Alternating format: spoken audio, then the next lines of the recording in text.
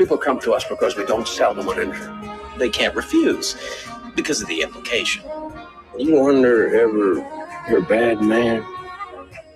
World needs bad men. We keep the other bad men from the door. Some things are a matter of duty. The world's greatest radio show in Tennessee.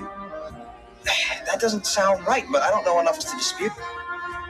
I was about to take advice from a clown who dives headfirst into the shallow end of the pool. It's Talk Sports with John Reed and Cody McClure.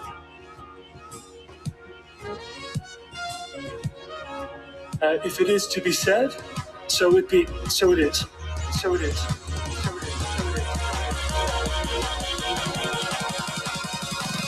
It's a Tennessee thing. Well, I'm holding on.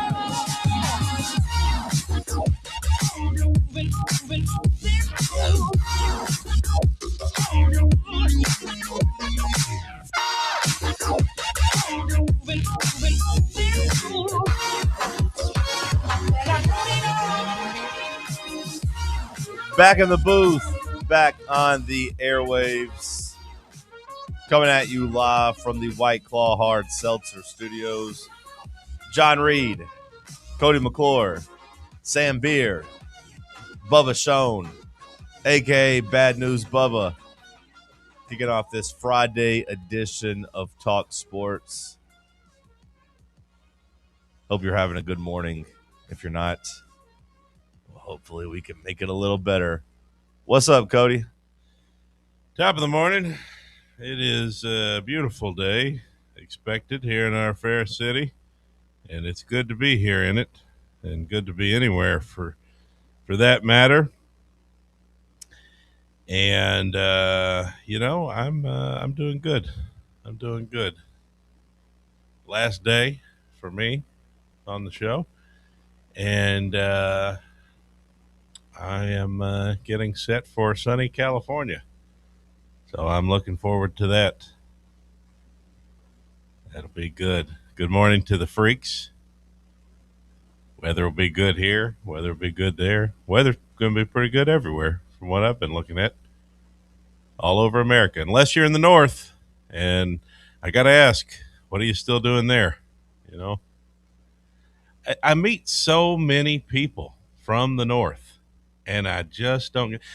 It's one thing if it's Chicago, you know, magical city, one of America's great cities, working people are established roots there, right? It's one thing if it's Chicago or if it's the East Coast, New York, Philly, established roots, right? But I meet somebody sometimes and they say, we're from Minnesota. I'm like, get out of there. What? Why? Why not move? Why stay? It's home. We're from the Upper Peninsula of Wisconsin. Get out. I don't get it. But hey, yeah, maybe that's it. It's home, right? It's home. People love their home. I meet people. I meet a lot of people. Who do you think's met more people, me or you? Me or you? I mean, Yeah. Probably you, since you drive people around all day. I don't know, though, because you're older than me. You've been around more years, but I would guess it's me. I'm a man of routine, brother. Yeah, that's true. And you've lived in different places. You've driven a lot of people around. I don't meet a lot of people on a given day. How many people you meet a week? New people? New people? Yeah. What do you mean meet? Just like be around them or actually speak to them? And speak to them for more, Oh. or just even small talk. Just, 5 at most. Really? On average. I mean, and that's if we're going deeper than just me saying like, how you doing? Or have a good day. Like, you want to leave like a store. I guess you got to go beyond like holding the door for somebody. Yeah, like 5 at most. And that might even be steep. Sam, do you meet people? Have you met people in your life? I have met some people in my life, yeah. You have before? Yeah. New ones a lot? What would you constitute as like meeting? I think more than holding the door. So like hey, how's it going? Quick and then little interaction? Getting a response to how's it going, and then another comment is what I would say. So like, okay. I meet you, I say, hey, how's it going, man? and you say, "Oh, good, good. I was doing a lot better until my bracket was busted or whatever." I say, "Oh yeah, hey, I got that 12-5 upset high point. I had nearly a perfect bracket. Then the Texas school screwed me over." I met And a then, new guy at the gym on Wednesday you did? because of a funny interaction. He I was kind of by the entrance where I was working out, and he walked in. He was a working man, had paint all over his pants and his boots on, but he was clearly going to change and then go work out. And he kind of got halfway to the gym, and then he just stopped, and he looked really pissed. And it kind of just, I looked over as soon as he did that, and it kind of made me laugh. And I just was like, what was that realization? I thought he had lost his headphones or something, and he was going to have to just do a workout just with nothing. He's like, left my tennis shoes in the car, brother. And then, chopped it up for 10 seconds after that, but then we were gone from there. Is that counts. Okay. Yeah, that's 100%. That counts to me as meeting a person. Well, I've met someone new this week. I've met a couple new people this week. I love that little interaction with a stranger. Like when you share a smile, you share a humorous little, some bit of life happens right there in that moment. And it's just that person and you're with them for 20 seconds and then you go about your ways and it's over. But I don't know. It's the beauty of humanity. Don't you think? Sure. We've lost that these days with our phones. Some people have, for sure. I try to speak to people. I just don't really consider that meeting. I do try to go out of my way to at least speak to people when I'm around them and have interactions. But the third interaction in your requirements is what disqualifies me, because I'll ask how people are doing, but then I don't go back for seconds. They answer, I'm like, "Oh, it's good to hear," or something like that. That's it. I don't keep the conversation going. Yeah. Well, it's always fun to meet people. Sometimes it is. I mean, I like meeting new people, but I don't think it's all. Yeah, they're fun. not all good. Yeah. I was going to say, I do really like that about Ubering people, though, because sometimes you meet people and it's like, if our lives were in a different place, we would be friends. You meet people that are so cool that you feel a connection with them, but then it's over after 5 minutes, And it's like, if only you lived in Minnesota. Yeah, but then other people are awful, you do meet some terrible people too. So that's the trade-off, I guess. Top of the morning to you, Sam. How are you? I'm doing pretty good. Got to bed a little earlier last night, so I'm feeling better this morning. Woke up to a winning parlay too. That's always a good start to the morning. Nice. What'd you have? I found the guy who started doing the basketball in the bouncy index or whatever, and Portland, hot site for overinflated balls. So I went 3 unders in those games, 3 for 3. Nice. Love that. The Portland unders. Mm-hmm. The balls in Portland are overinflated right now. That's not where we're in Philly. Yeah. Okay. Yeah. Does start with a P. Yeah, close. Not geographically, not close at all, but as far as you could be. But got High Point money line at halftime for plus 600 when they were only down 2. That felt like a steal. I had a pretty solid day yesterday gambling. Love that. That I was that pass when he hit they're down 82-81 and the guy threw it and had the guy down there. It was like when receivers left open, I was just watching him on phone. I knew that you were yeah. You were right in front of your TV in your living room or something, just hooting and hollering for High Point winning that game. It was funny that's the guy's only 2-point field goal all year. Yeah, that's crazy, isn't it? He just jacks up threes. It was kind of cool. He got the run out. I would have had a really good day gambling. I did all right. I still turned a profit. We'll take it. North Carolina. Oh, boy. I was on the wrong side of that one. I had North Carolina money line parlayed with Louisville and Texas. And the other two, good. I won't say easy, but the game played out like I thought it would. North Carolina played out like I thought it would for most of it. Then I just I was in the movie too, so I kind of just kept checking my phone just to see the score. And by the time I got to the bathroom, they're up 2. And after the movie, I go to the bathroom and I pull it up and it says overtime. I'm like, oh, great. Or actually, no, that's not true. With about 5 minutes left of the movie, it says overtime. So I say, oh, damn. Then I get to the bathroom and I check the score and it says lost by 4 in overtime. And I said, oh, well, that's great. Fantastic. Good job by North Carolina. And I was very glad I didn't stick around to watch that. I was very glad I didn't stick around to see that blow up in person. That's a tough one. They were up, 19? Yeah, it was about 13 minutes left. Yeah. That's tough. I was pulling the other way. Big year for the bounce back. Cody's bracket off to a good start. Hey, man, 10 for 10. I was looking at it said you are in the final 0.8% of brackets, perfect bracket. And I was down to like the last 10,000 or so, or maybe it was 20,000 because I lost right after that. Those damn Texas schools, man. The A&M and Texas, I got them both wrong. And I felt like I should have been 15-1 because at first I had the 11 seed over BYU, and I kept second guessing it. When Texas won against NC State, I was like, I don't like Texas. I feel like Texas is not a good team. But what you told me about DeBonsa, boy, you're right about him not having any help. They suck, I'm telling you. I didn't realize he had no help. Yeah, no. Like zero help. They're like second and third best player got hurt. Like they're terrible now. Sean Miller was cracking me up in the game. He was just like, we're not going to stop the guy. But yeah. We just got to not be able to foul and beat ourselves and just know that he can't score 70 points to beat us. Well, like as they're making a little comeback, they're making a push. They cut it to like 5 or whatever toward the end there. And they said, yeah, DeBonsa scored BYU's last 17 points or 15 or something. Like, and they had every opportunity to come back because Texas, I mean, I felt bad for the big guy. He just could not make a free throw. God. And I like watching him play. Like, I think he's pretty good. He's normally a pretty solid free throw shooter. What's his name? Vocatitis. Say it one more time. Vocatitis. Like, I like watching him play. I just call him Matas or whatever. Matas. The big dude. The big white dude's what I call him from Texas. And he had a good game. And I like him, but I did watch the end of that game, and he was just bricking every single free throw. And I was like, do you take him out if you're Sean Miller? But then he gets the big block shot when they're only up 4, and I'm like, nope, I guess you don't take him out. But no, like a 70% shooter on the year from free throws. I told you the rest of that team just sucks. Like it's tough watching it because I do think DeBonsa is about as good as advertised, like about as good as you could be as like a freshman phenom. He actually lives up to it. He's that guy.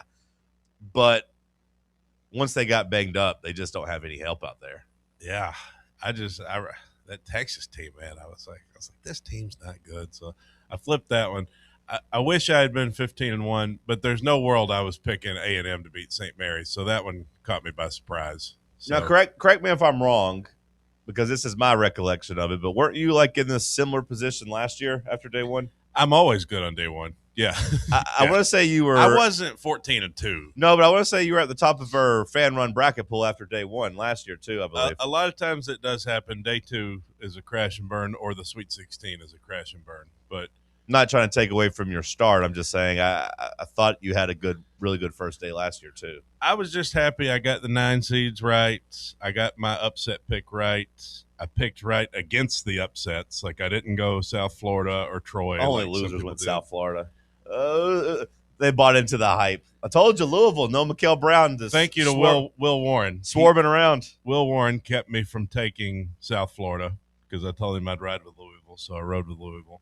Just swarming around, playing ball. Now, Sam, your bracket.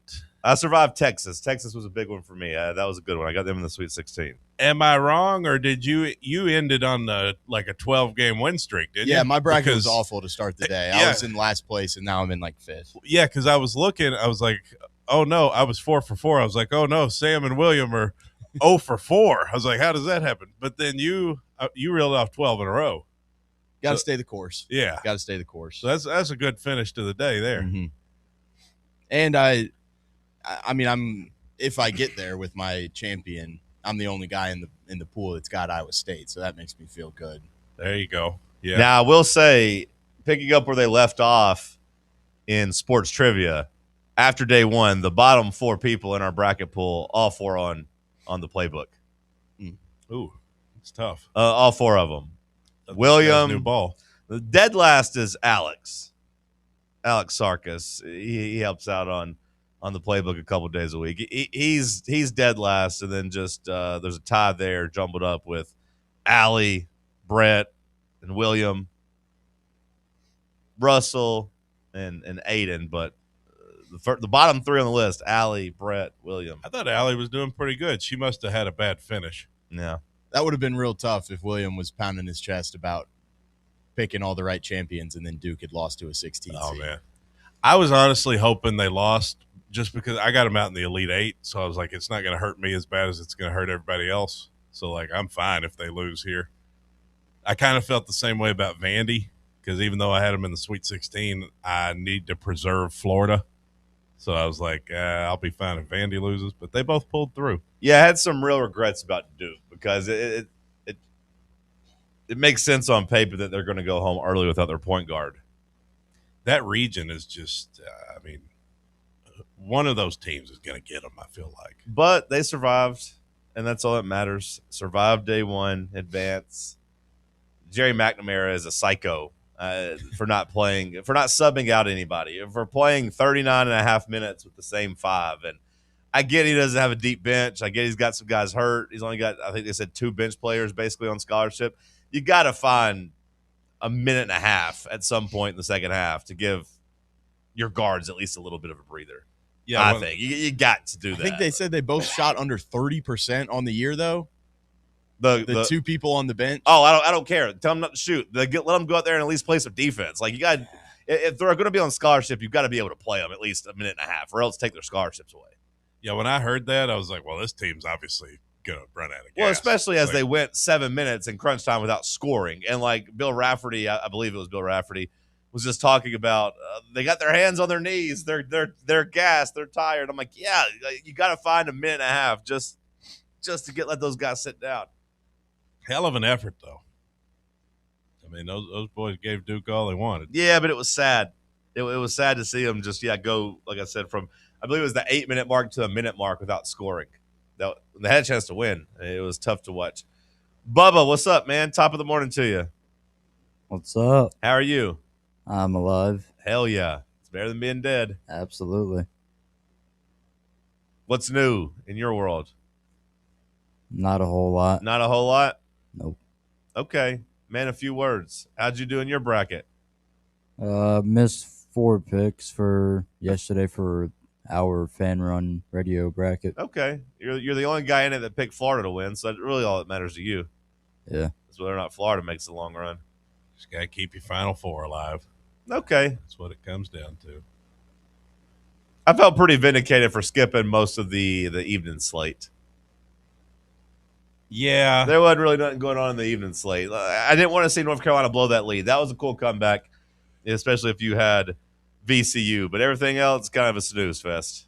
All my friends in my group chat, they were all over Georgia. I was like, why? And they were just like, yeah, Georgia's going to, that's the pick here. Like okay. Gambling-wise or just like in the bracket? They were gambling. Probably both, but. Well, I was going to say Georgia. Georgia was my pick in the bracket because I told you I was going with offense, and their offense was rated a lot higher than St. Louis. But it turns out Georgia didn't really feel like playing any defense at all.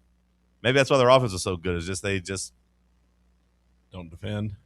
They're Derek Dooley 2012. They just don't play any defense. They just get the ball out of the net and try to run. I hope that St. Louis guy's our next coach. There's a lot of sentiment with that. People feeling the same way. There's a lot of people that share that sentiment. It was a fun first day. They may be the most impressive team of day one. Who, St. Louis? Yeah, take a second. We'll think about it. We'll continue the conversation on the other side. It's Talk Sports on Fan Run Radio. Can't get enough Fan Run Radio? Be sure to like and subscribe to our YouTube channel by searching for Fan Run Sports. What kind of day is it? It's a White Claw day. Grab a pack, grab your friends. Everything else in life can wait. Your friends shouldn't. Let's go. White Claw. Grab life by the claw. Please drink responsibly. Hard seltzer with flavors. White Claw Seltzer Works, Chicago, Illinois.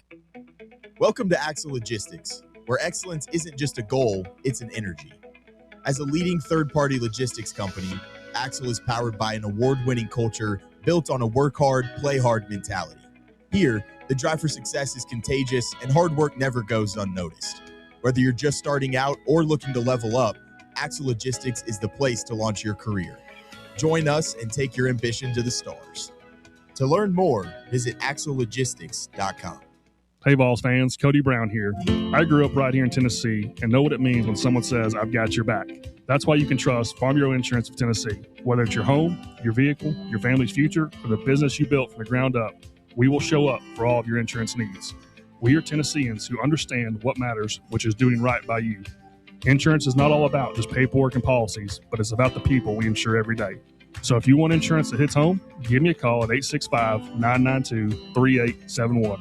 Go Vols. Located in Knoxville's historic Old City, Barley's offers great food, live music, the best draft beer selection in town, and now your new favorite place to watch sports. Their indoor projector is perfect for any weather, and they've revamped their upstairs area with more TVs to take in all of the action. Their menu features hand-battered chicken tenders, juicy burgers, fresh salads, and the tastiest pizza in Knoxville. You can enjoy their happy hour drink specials daily from open until 6 p.m. Barley's Tap Room and Pizzeria. Are you ready for the start of a new season? Maybe looking for your team to go on a tournament run? Get game day ready with Crumble. Head on over to your nearest location and pick up 12 pre-selected cookies plus exclusive toppers. When you're looking for dessert options, there's no question about who you should call on. Our listeners already know. Last year, the Dubai chocolate was a home run, along with the brownie batter. Oreo crumb was another crowd favorite. What new flavor will set the standard this season? If you're in the Knoxville area, there are 3 locations ready to serve you: Clinton Highway, Parkside Drive, and Maryville. Download the Crumble app to build your best lineup and vote on the best combos. You can even put your bid in to request a new flavor. Order in the app and slide on over to your nearest location. Tell them Fan Run sent you, and as always, it's for the fans, by the fans. Don't miss the cookies. Good morning, Knoxville. It's Aiden Sidoti, and this is your TalkSports update for Friday, March 20th.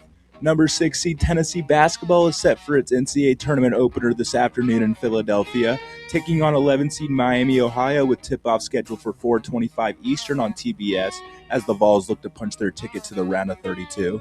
In the NBA, Luka Doncic went off for 60 points while LeBron James added a triple-double as the Lakers won their 8th straight, knocking off the Heat 134-126 in Miami.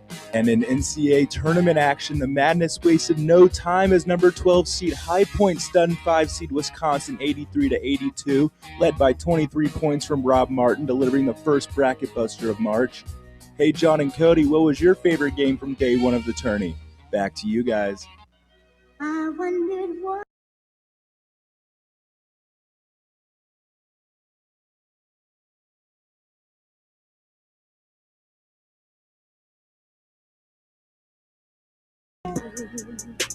Well, Cody Aiden asked the question, what was your favorite game from day one?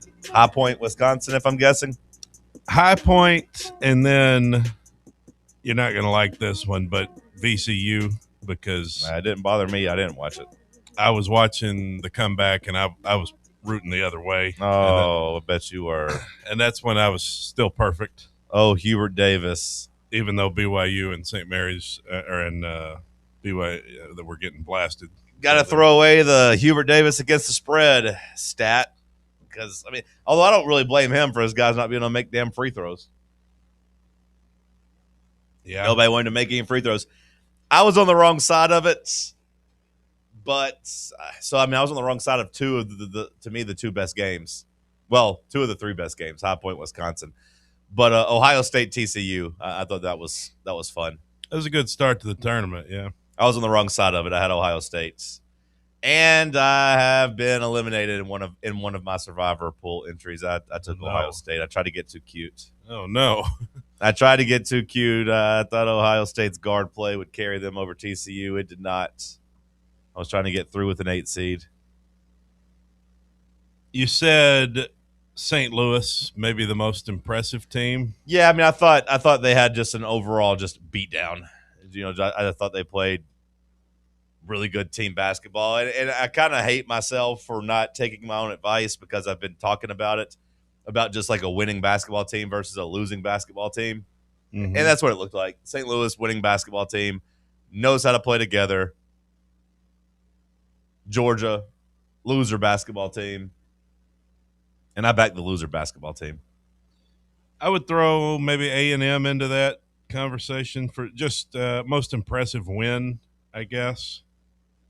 You know, a 10 seed taking down a 7 seed, and it was never close. I mean, they really handled their business. They just kept them up double digits the whole time, right? They just kind of kept arm's distance between them.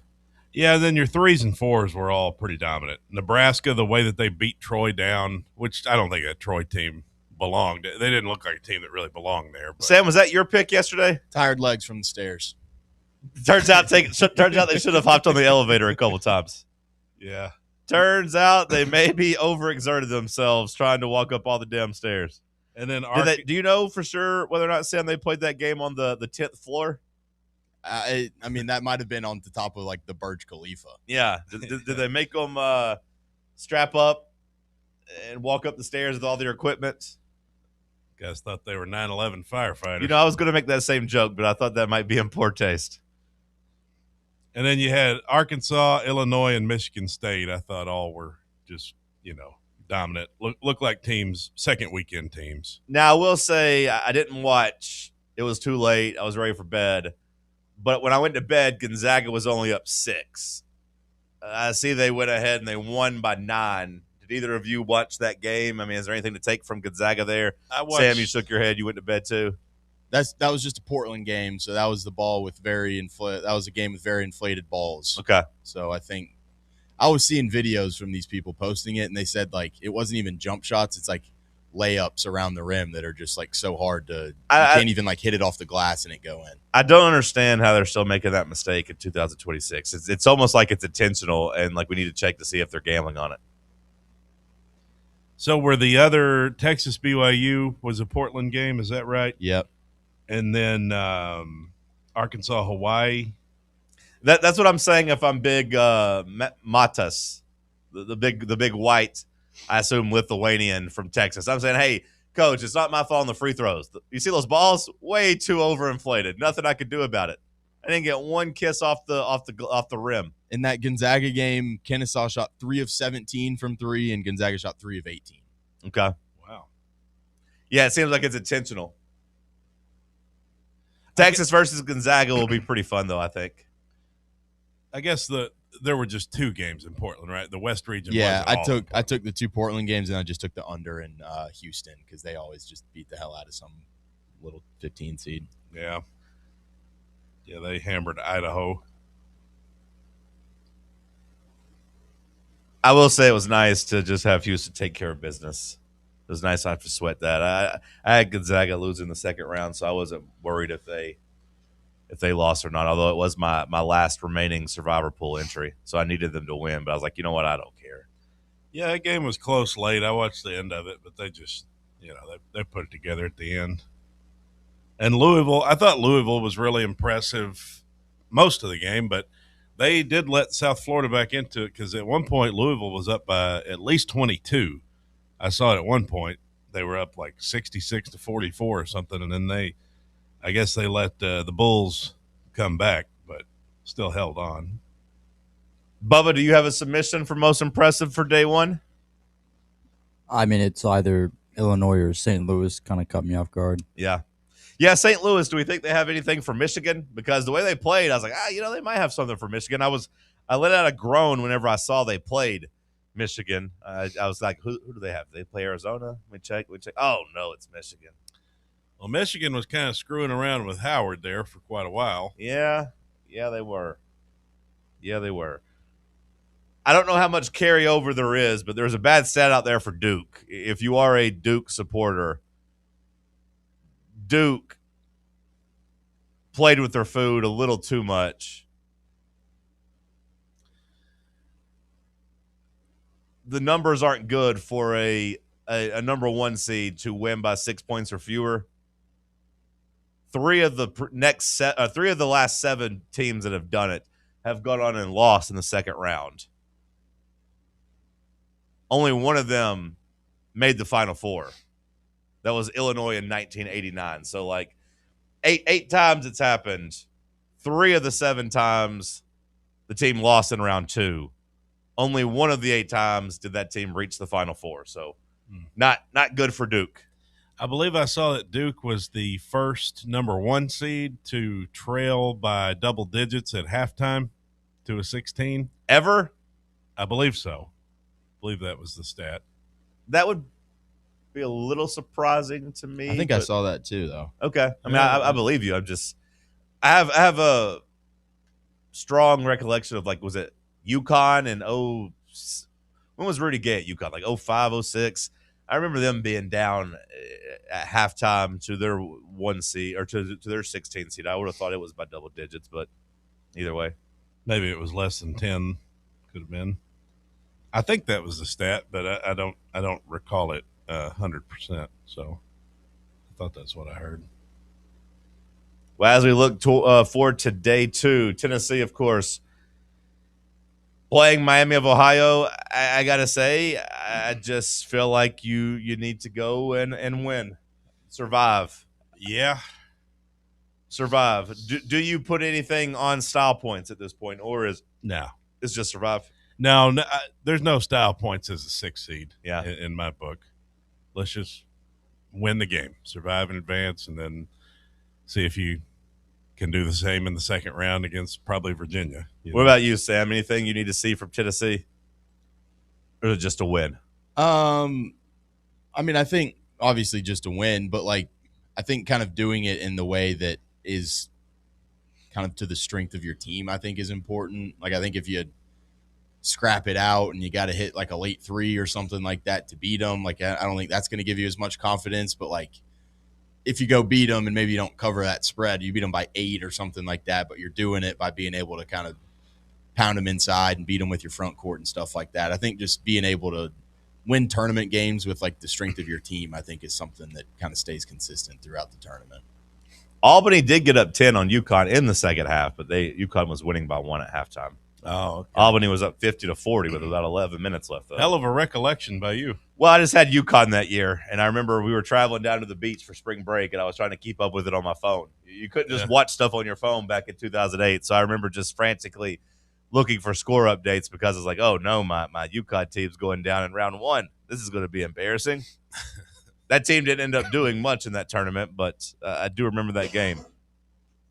Both 11s beat both 6s yesterday. Is that a good thing for us? Go ahead and get them out of the way. I am happy that, people talk about how at least one of the teams that goes into the play-in tournament wins a game. I am happy that Texas went ahead and took care of that, so that way we don't have to worry about Miami of Ohio keeping that going. It was nice to see that already be satisfied. Sorry, I guess it was 2 of the 11s. Not. There was also a third one though yesterday.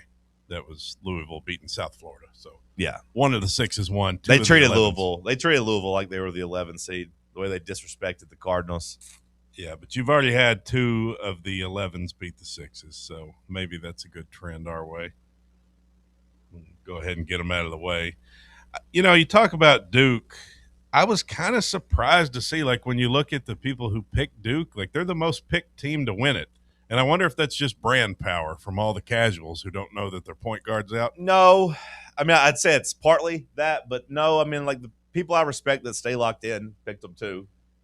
Yeah. I mean, like, William Passon here picked them. I mean, he's not a casual. He's picked the last 3 champions, right? That's what he keeps telling us. What but he says. He's not a casual. I give him credit for watching and keeping up with the sport. I do think there might be some people, like, heavily weighing all their numbers without realizing they don't have their point guard. Yeah. Like, I think that's happening. Is just like people are getting so bogged down with the metrics and the way they looked when they were healthy without realizing that they're not healthy. Because I kind of fell victim to that too a little bit when I was making my picks. Because I'm just like, if they get healthy by the Sweet 16, they still should win the next couple games. Well, the girlies last night were telling me that ChatGPT told them to pick Duke. Oh, okay. So that's how they were filling their bracket. Well, like I said, there might be some of that happening, but I do think it's a combination of their numbers, their analytics are still really, really good. And if they are healthy, they might be the best team. Well, I would have picked them if they had their point guard. Right. I feel like that's a huge loss. Yeah, I agree. It's and it's shown lately for them. Losing your point guard is usually a bad thing. What about the center? Did he play in that game? I didn't even notice. No, he didn't. Is he going to play in round 2? Do we know? I'll see. I don't know. I think just pretty much the only like diagnosis they gave was that he's going to be out for the first game, but there's a good chance that he could be back. I don't know if they need him in game 2. I think if Ohio State was out there, with Ohio State being able to score a little bit more and having the guards they might have needed to be closer to full strength. I still don't think TCU is very good, so I think Duke should be able to handle business in round 2 without sweating too much. Like Boozer going up against their big guy down there, like he should be able to hold his own and have obviously a big advantage down there. What's your biggest fear for our game today? Like today, what is our path to losing? My biggest fear is that we are not winning at halftime and win the game outright. At minus 260. That's my biggest fear. Okay. I've got a parlay to start the day. Santa Clara plus 9.5. Tennessee to win the first half and win the game for minus 120 that I would like to hit to start my day off right. So that's my biggest fear right now. In terms of our path to a loss, hypothetically, would it just be that Miami, Ohio has a big shooting day like they did yesterday or the day before? Sure. I don't know if that's the biggest thing, but obviously that's a concern you could easily point to. Maybe my biggest concern is really just about Tennessee just not taking care of business. And that could mean a whole bunch of things, but like to me, the boys get really tight and don't make any shots. The boys get tight and just don't perform. Yeah. It'd be nice to see us come out like Illinois and Michigan State and Arkansas did yesterday and just control the game. And, And we should do that, in my opinion. Like, we should do that. If we're actually this underseeded team, because you could have made the argument we were a 4 seed or a 5 seed at one point. Like, hell, at some point it looks like we might be a 3 seed. Like, you could say that we're that quality of team whenever we play good. So, like, let's go in and overwhelm a team. Would be nice. I don't anticipate we're going to have too much of a sweat. Knock on wood. I think it's going to be a fairly straightforward game. But, yeah, if Tennessee's all of a sudden doing really dumb stuff and turning the ball over and like, Jacoby gets in foul trouble and Nate rolls an ankle, like, yeah, sure, this could spiral. But you're on record. I mean, you think it should be a beatdown, a 20-point type of win. I think so. Okay. Well, if Tennessee doesn't win by double digits, I'd be shocked. When I look at the other sixes, I mean, I do believe our 6 seed brethren, like we're better than North Carolina and BYU. Yeah, I mean, especially with their injuries. Yeah, I don't know about Louisville. I mean, we beat Louisville, but that was ages ago. And in Knoxville, like I think that game maybe goes a little bit differently at Louisville. But we very well might be the best 6 seed. I mean, you could definitely make the case for that. So we were seeded as such. Yeah. We'll continue the conversation on the other side. Tennessee, Miami of Ohio, day 2, NCAA action. Stick with us. This Talk Sports on Fan Run Radio. Follow us on Twitter or X or whatever they're calling it these days at Fox Sports Knox. Fox Sports Knoxville. Fan Run Radio. Hey, it's Russell Smith here for ECR Total Landscapes. I had the ECR crew out to my house last year to remove multiple trees on my property, and I couldn't be more satisfied with the work they did. Not only did they cut down several trees that were too close to my house, they also grinded the stumps and cleaned up the work site, leaving my yard looking better than before. Take it from me, if you've got a dangerous, overgrown, or storm-damaged tree that's threatening your home, your car, or your family, don't risk it. Do what I did. Call ECR Total Landscapes for a free estimate. Tell them Fan Run Radio sent you. 865-384-2012. That's 865-384-2012. Your local tree cutting experts. These guys get the job done.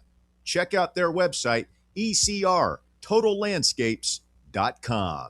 At Knoxville Insurance Group, they understand the challenges many consumers face when searching for insurance coverage. That's why whether it's for you, your family, or your business, they create a coverage plan specifically for your unique needs. Knoxville Insurance Group is an independent firm, which means they aren't beholden to just one insurance company. They search multiple companies acting as your negotiator to find you the best possible policy and price. Start a quote in minutes at KnoxvilleInsuranceGroup.com or call them today at 865-694-9788. Planning for spring at Lowe's means big savings on outdoor power equipment, and Lowe's knows nothing feels better than free. Buy one select Ego string trimmer, leaf blower, or mower kit. Get one select 56-volt battery free. That's up to a $299 value. Power through spring with Ego, the #1 rated brand in cordless outdoor power. Because Lowe's knows home improvement. Valid through 4/3 while supplies last. Selection varies by location. We really need to get some branded stuff. Shirts, hats, promo items, something professional. I mean, we could just find a website and order a bunch of it ourselves. You could, but you're taking a big risk. You don't know the quality, the fit, the timeline. It's a roll of the dice. Yeah, I guess, but isn't that how everyone does it now? Not the ones who actually care about how their brand looks. Look, if we're putting our name on it, it needs to be done right. We need SM Athletics. SM Athletics? Yeah, they specialize in working with businesses like ours. Apparel, hats, promo gear, but real, customized stuff. They actually care if it turns out right. Probably a lot better than getting stuck with 100 t-shirts with crooked logos. Exactly. Plus, they'll walk you through everything. Sizing, colors, material, so it matches the image we're trying to build. Makes sense. What's the name again? SM Athletics. Trust me, if you want to look like a real company, not a flea market stand, this is the move. If you're serious about your brand, work with people who are serious about getting it right. SM Athletics.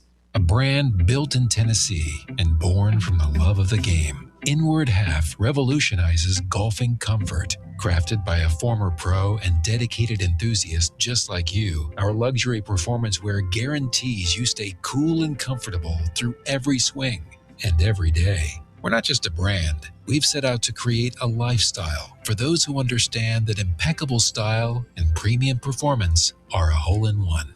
Enjoy the walk-in with Inward Half.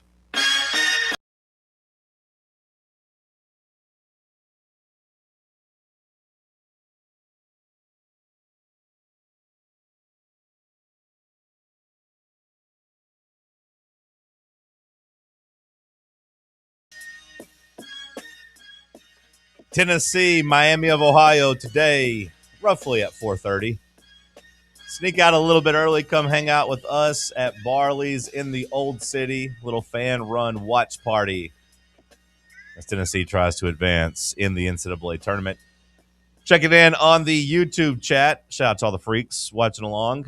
Jared writes in, John, using an 8 seed in an eliminator is unnecessary. There's only 10 picks, so going higher than a 4 seed is overthinking. Well, first of all, Jared, yeah, I know that now. Second of all, I was in a big one, a super big one, and you had to use 2 picks in one day. So it wasn't necessarily the same math. So like using an 8 seed was kind of more necessary. You had to do 2 picks in day 1, 2 picks in day 2. Now, maybe I still could have done all 4s or 5s. Maybe you're right. Maybe you're right. Now, also, just full transparency, I did have Ohio State on the brain, so then in the one that I run, I only had to make 1 pick, and I still did pick Ohio State with one of my 2 picks because they were already in my brain. But the big one, the one that I got eliminated in that I was upset with, was the big one I was in, but you had to make 2 picks that day. So just for the record. Buck, Eeyore. Eeyore. My biggest fear is that it's Tennessee, and as we know, Tennessee can screw up at any moment. Okay, Eeyore. Relax. Negabuck. And we got Reese, who says, does this Cody dude know anything about college basketball? $100 if he can name every player on our team. And then double down a couple minutes later. Can Cody name the starting 5 on our basketball team? I went 14-2 yesterday. Reese, what's your bracket look like, brother? I will say, if you're going to come in and come at me at 8:15 in the morning and you don't know the difference in our and our, he asked me to name every player on our team, ARE team. What team is that? What is the R team, the ARE team? I mean, if you're going to come in and come at me at 8 o'clock in the morning, I feel like I really don't have to prove anything if you don't know the difference in our and our.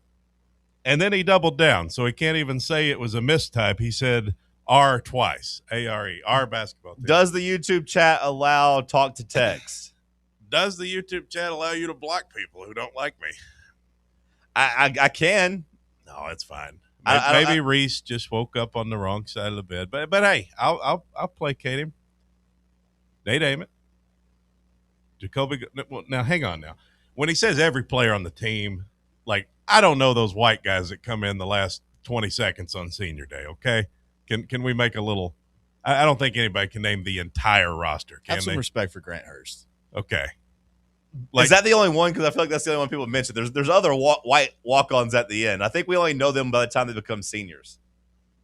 So I guess to his point, I guess I can't name every single Yeah. walk-on. Damn, he got you. But anybody who's scored a point this year, I can name.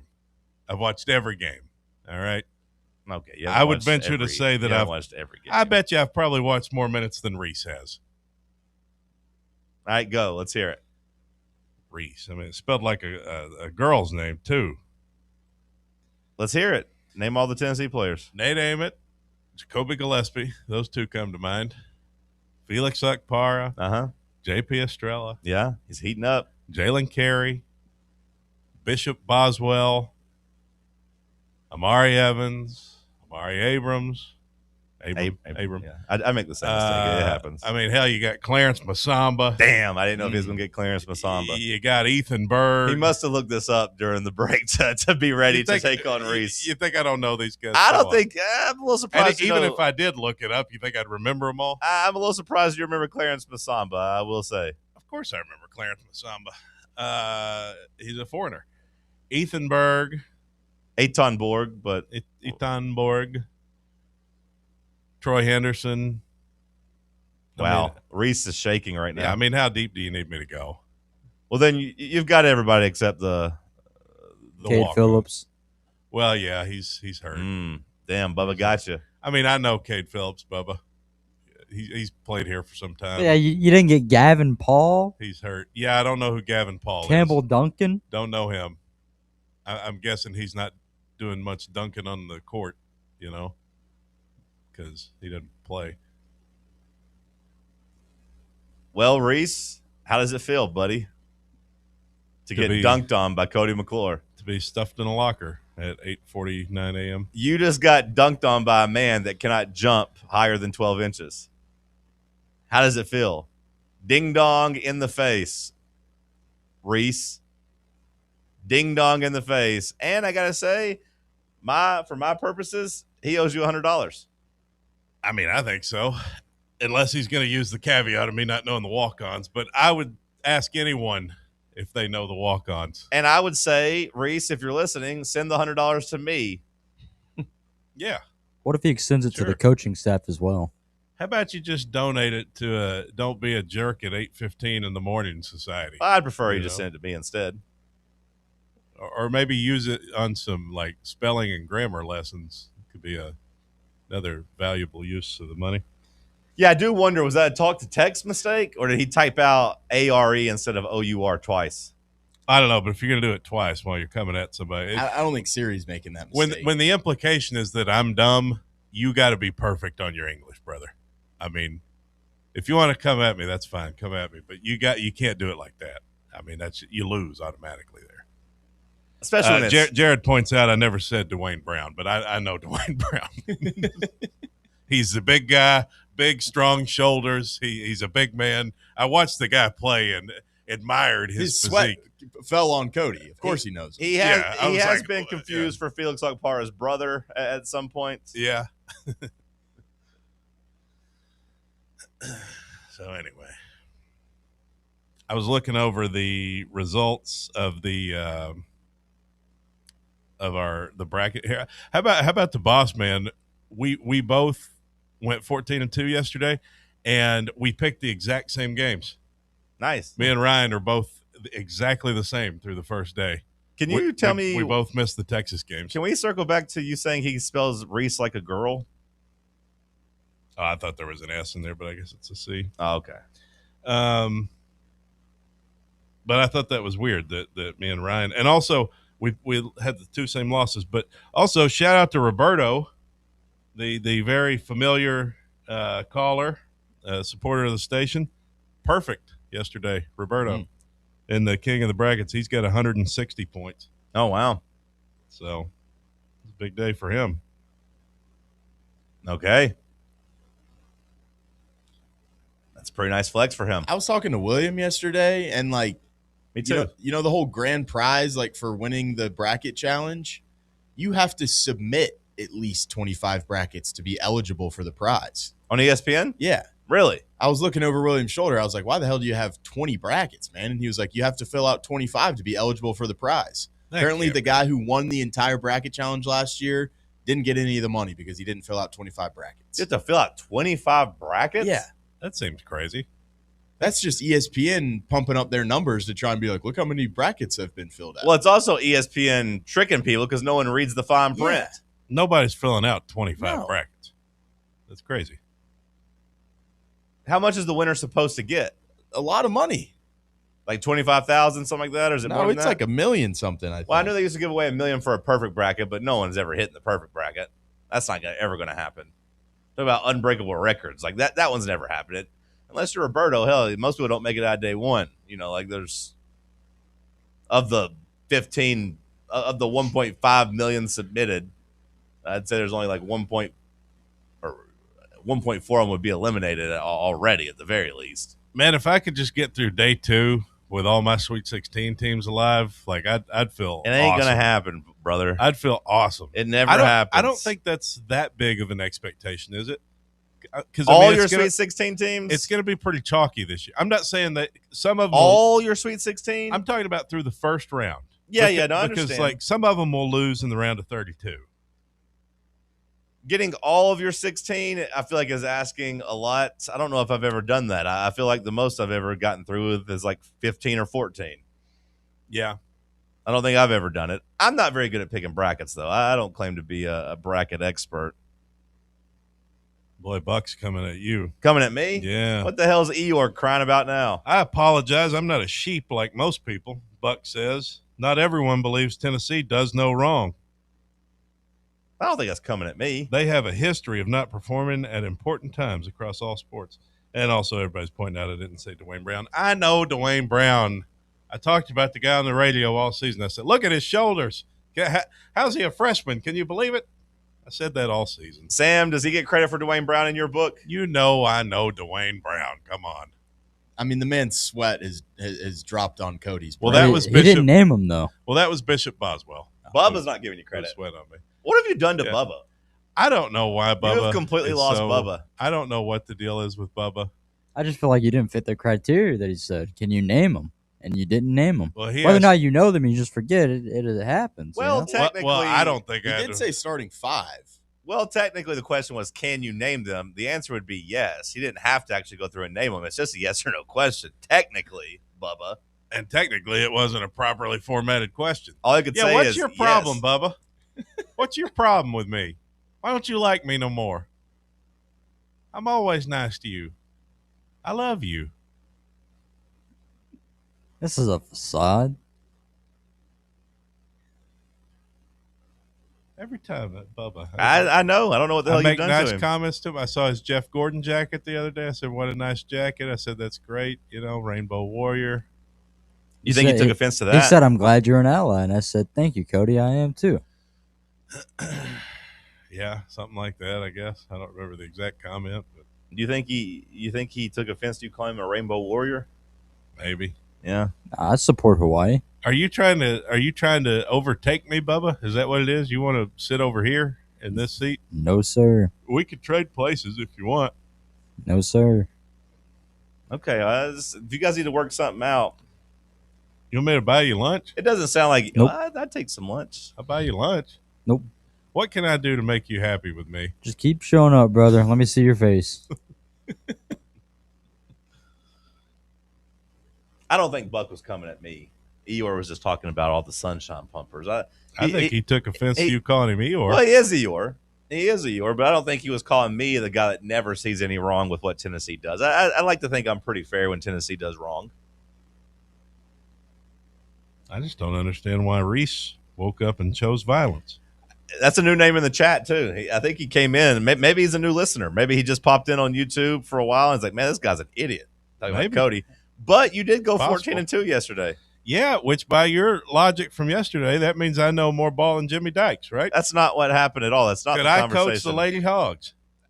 Jimmy Dykes couldn't coach him either. They fired his ass. Well, that's true. He was terrible there. That's true. No flame to Jimmy Dykes. I got no beef with him. The guy went 6 games under 500 in 3 seasons. He couldn't coach him either. Wonder what Jimmy Dykes' bracket looks like. I'm sure you can look on ESPN. I don't That's know not if he even had popping one up there or on not. the celebrity. Oh, damn. Yeah, I don't know if he got on there or not. I mean, Ron Slay did, so you'd think maybe Jimmy's on there. Hour 1 of the books. We'll kick off hour 2 with some headlines. We'll talk some more Tennessee basketball. Stick with us right here on Fan Run Radio. The flagship station for Tennessee football. Fans. Fan Run Radio. Citizens National Bank. Life is more fun with a Good Life checking account from Citizens National Bank, offering extra benefits including bank travel. This September, experience the perfect fall getaway on the New England Rails and Sails Tour, or join CNB in October to chase the Northern Lights in Iceland. Get in on the fun by calling 865-429-7935. Citizens National Bank. Banking never felt so good.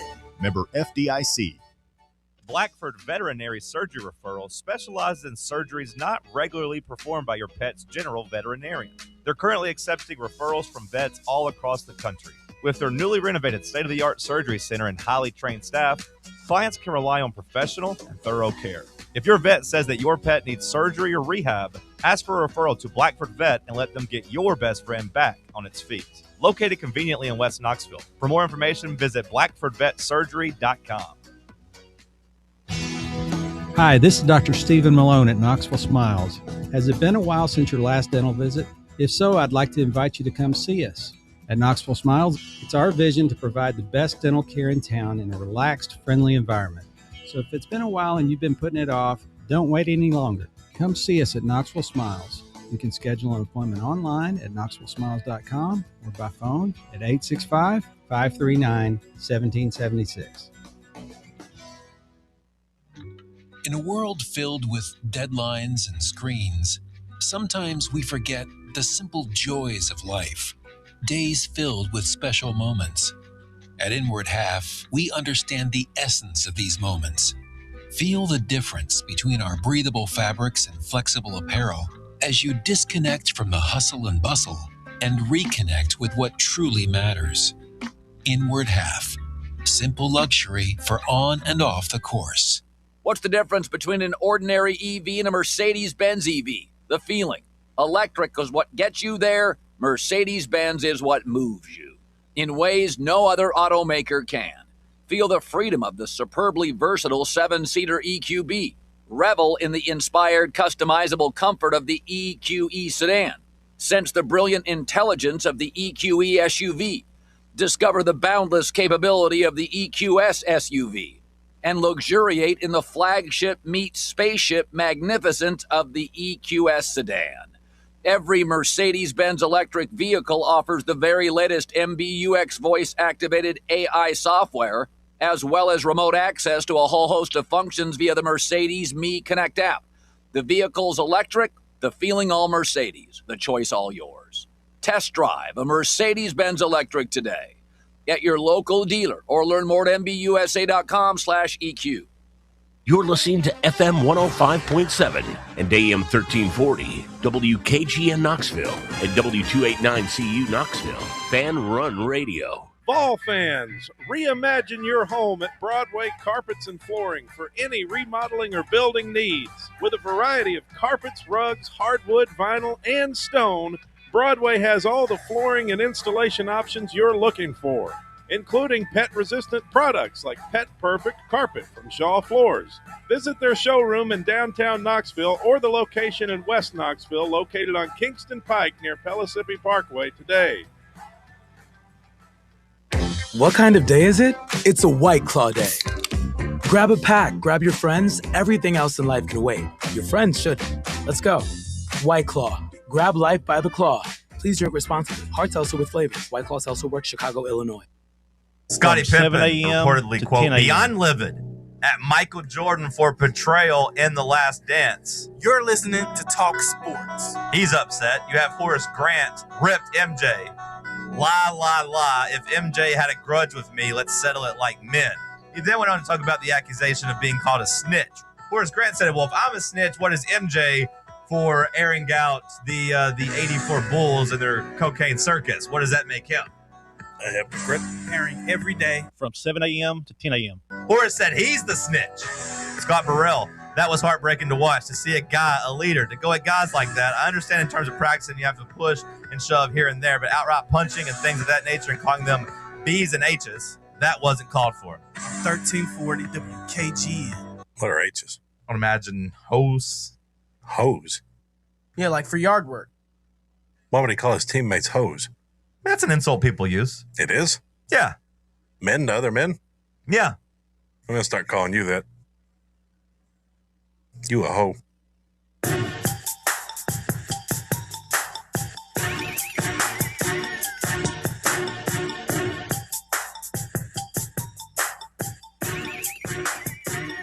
Hour number 2, kicking off here in the White Claw Hard Seltzer Studios. Enjoy the light, refreshing White Claw Hard Seltzer this weekend. Enjoy it responsibly.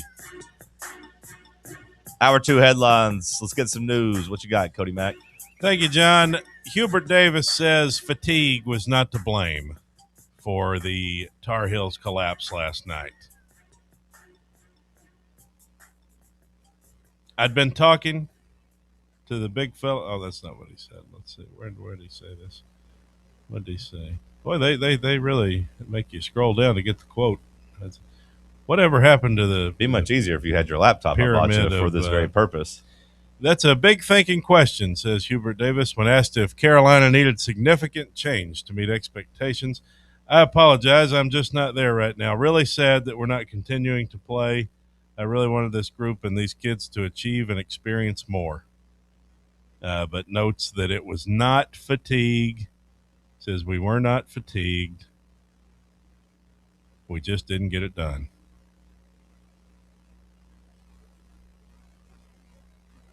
All right, Hubert. Well, did you see in the NBA last night, the Spurs had a big game-winning shot from Victor Wembanyama. I was going to say March Madness was cool yesterday, but the NBA had 2 of their superstars have superstar moments. Really, 3 of their superstars have superstar moments, with Big Vic hitting the game winner to clinch a playoff spot for the Spurs. That was pretty cool. Man, was anybody watching that? Because I would wonder on a day like, the first day of March Madness, like what the ratings would look like for a regular old NBA game. I was not watching Big Vic hit the game winner, but the other 2 superstars I'm talking about, I did watch most of the fourth quarter of them. I put it on instead of March Madness. Luka scoring 60 points and LeBron having a triple-double in the same game. I was watching them take down the Heat. Now I was watching it because I'm a Hawks fan, and we were chasing the Heat in the standings, which, by the way, we now passed them. The Hawks are up to the 6th seed. But I was watching the Lakers, and Luka, man, he was hitting some ridiculous threes. Still doing the foul baiting, still doing the, hey, every time I get into the mid post, you're going to foul me because I play this herky jerky off balance style. But him and LeBron put on a show, and the Lakers have won 8 in a row, and I think they're kind of rounding into form as a championship contender. I was talking with my buddy AJ about it last night, but DeBonsa? No, he was a little busy. But you can still get the Lakers right now at 50-1 to win the title. And I'm not saying they're going to win the title, but I'm saying I think they're going to make the Western Conference Finals. Soprano? I would never talk to AJ Soprano. Lakers at 50-1. Like I said, they're going to make the conference finals. Alan Jackson? I know Alan Jackson, kind of, sort of. Really? A little bit. No, not really. Knew one of his kids, but not him. Yeah, Luka scored 60 points. My buddy's got a full-size, full-body cutout of Alan Jackson. Nice. Cardboard cutout. Does he kiss it before bed? In his garage. He got one of Rusty Wallace, too. Does he kiss that one before bed? Does he make Alan Jackson and Rusty Wallace kiss? He should make Alan Jackson's and Rusty Wallace's cutouts kiss each other before bed. He could do that if he wanted to. He should. You're right. Luka Doncic, he did score 60 points last night, and he did it on the road in Miami where the home crowd was chanting MVP, MVP. That's the thing about the Lakers. They have a national fan base. Their fans show up all across the country. It's hard to keep them from overtaking your arena. But, I mean, even Heat fans last night maybe were chanting MVP because he was awesome last night. What was the deal with that? Going on the road and getting MVP chance? I just told you what the deal is. They got a lot of Lakers so big. Yeah, they got a lot of fans all across the country that don't get a chance to see them in LA, so they see them in different cities. Luka said you hear the whole crowd chanting. I think that's what every player wants to hear. I got a lot of goosebumps, so it was pretty special as the crowd chanted MVP for him. Is that something that could happen for Luka? I mean, it could. To me, he's third. He's third. Wembanyama, is he? Wembanyama, to me, Wembanyama's second, and SGA is still number one. Okay. If Luka played like this the entire year, he'd be MVP. FanDuel has the odds as Luka at number two, though. They have Luka ahead of Victor. I personally, I think I'd have Victor at number two. The Spurs have a better record, and the Spurs don't have LeBron James and Austin Reeves out there with Luka. Well, the Spurs clinched a playoff bid after Wembanyama's tough go-ahead shot with 1 second left. It got them into the playoffs. That'll end a 6-year drought for them. They had the longest drought in the NBA or in the Western Conference, as we talked about on Sports Trivia a couple of weeks ago. Remember when William got that question wrong and we got it right? And he was like, "Oh, guys, I'm the NBA expert," and then he got it wrong. I do remember that. And we all laughed at him. I was like, "What a nerd! Yeah, get a load of this dork. He thought it was the Pelicans, but it was the Spurs." Well, they clinched 50 wins a couple nights ago, and now they've clinched a playoff spot. They're going to be a handful in the playoffs. I don't want Big Wembanyama to win a title so early on, but it feels inevitable. They've got good pieces around him too. Well, we'll see how that progresses. Pivoting to football. Football. The NFL is set to vote on a Raiders succession plan. It says owners will meet to vote on the Raiders succession plan that gives Silver Lake, the co-chief executive officer, the option to purchase a majority stake in the team from longtime owner Mark Davis. So the owners are going to vote on that. I assume he doesn't have any kids, right? No woman's let him mount them and impregnate them, surely. There's not an amount of money in the world that most women would probably sign up for that for. That's sad. To have all that money but be that ugly. Well, I was going to say you could relate until you got to all that money part. I'm not as ugly as Mark Davis. I'm not ugly. I'm just fat. If I lost weight, I'd be a fairly handsome young man. Young? Youngish man. I'd be fairly handsome. Because the thing about losing weight is it clears up the skin issues. You kind of glow brighter. You know, you start eating healthy foods. You just look better. You feel better. Sure. You can see the confidence on a guy. You know, I probably even start growing more hair. My hair follicles probably regenerate. And proper diet goes a long way in physical appearance. But that double bacon cheeseburger is just calling that name. Yeah, I've never been able to say no. That's the tough part is the curly fries and all that stuff, man. Those donuts. Hell, we got donuts in here. They were so good, though. Every day we so got donuts. They are very good. Shout out to the boss for bringing us donuts yesterday. They were delicious. I still can't get over the fact that me and the boss have the exact same bracket. That we lost the exact same 2 games. It's almost like we got together and picked everything, but we didn't. Just great minds, I guess. Yeah. Maybe someday I could run a successful business empire. Maybe. Probably not. Not likely. If you just lost a little weight, think about how much sharper your brain would be, and then you. That's another thing. Yeah. Yeah, it all goes hand in hand. Yeah. Mark Davis is just genetically ugly. Like he can't. Yeah, help but it. he is rich. He's very rich, and I'm trying to think of. I'm trying to if I was a woman who was somewhat attractive, maybe didn't come from much, maybe a little down on my luck. Like, would I Carry do it his spawn for the money? Wouldn't you think someone that rich would be able to, try and change their appearance a little bit? What can he do? Exactly. He's just down Well, bad. he could change the haircut. He could at But least. that's one of the funniest articles. That one is seared into my brain from like 7 or 8 years ago when they detailed Mark Davis's life and how he travels 3 hours for that haircut. Like he has a barber that he likes, and he was traveling across like basically 3 hours. He would drive to get from that the haircut. Bay Area down to Southern California. Yeah, to get that haircut because he loves the way it looks. And then they in the profile talked about how he like goes and eats at PF Chang's at the bar by himself. Like he just loves PF Chang's and that haircut. Like that barber's probably robbing him. It's $100 plus tip for that haircut. Hey, if he likes let me get it. my good bowl and set it on top of your head. It almost made me sad for him because you're just like this guy can't be on there. But I mean, they've shown him with women before in the press box. Yeah, Like, they have. I don't know, but they all come. All the women come out and deny it. All the women say, no, we're just friends. I'm not with him. Yeah. I don't know.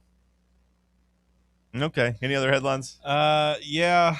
Let's see what else we got. How about this? NYU. You familiar with them? Yeah. Their women's team? No, I'm familiar with New York University, but not their women's team. Well, they're a Division III women's team, okay, and their streak has ended. They had a 91-game win streak and made it to the Final Four of Division III Thursday night and finally got beat. Okay. The NYU Violets. It was the second longest winning streak in NCAA history. That's tough for them that we didn't care about this. We didn't care about this until it ended. We might have cared if they had won 20 more games, maybe, or at least would have made headlines because UConn has the all-time 111 game run. Now this is D3, so yeah, but they're D3 players. Yeah, but take that for what you. I'd say it's still probably easier to build a juggernaut in D3 than it would be in D1, right? Same level of talent, but yeah, I mean, I guess there's no haves and have-nots in D3. It's just everybody an equal playing field versus UConn getting to play Albany a couple games, but yeah, and getting just literally all the best players in the country. Well, yeah, but see, that's still impressive, though. Yeah, I mean, it's hard to deny. Well, that's what I'm saying. Like in D3, you can't get the best players in the country. Like in D3, you're. Well, that's what I'm saying. I feel like at UConn, potentially maybe it's easier. Oh, you're saying it's easier at UConn. I thought you were saying it was D3. It wasn't as impressive. Because at UConn, you get all the best players. But you're still playing a higher level of competition. So really, I don't know which one. I think it's easier. I don't know. Yeah. And the only other note here, sports, Georgia Tech men's basketball, they're closing in on Troy's coach, Scott Cross. Maybe that's why they got their ass beat, Sam. To be their next head basketball coach. Maybe you didn't take that into account that the players were going to quit on him after he quit on them. Probably. That might be what it was. I can't believe you didn't give me the one time I need some pop culture, some entertainment news. Well, we got you another give me hour, all brother. sports. I want to talk. I want to talk about this Taylor Frankie Paul.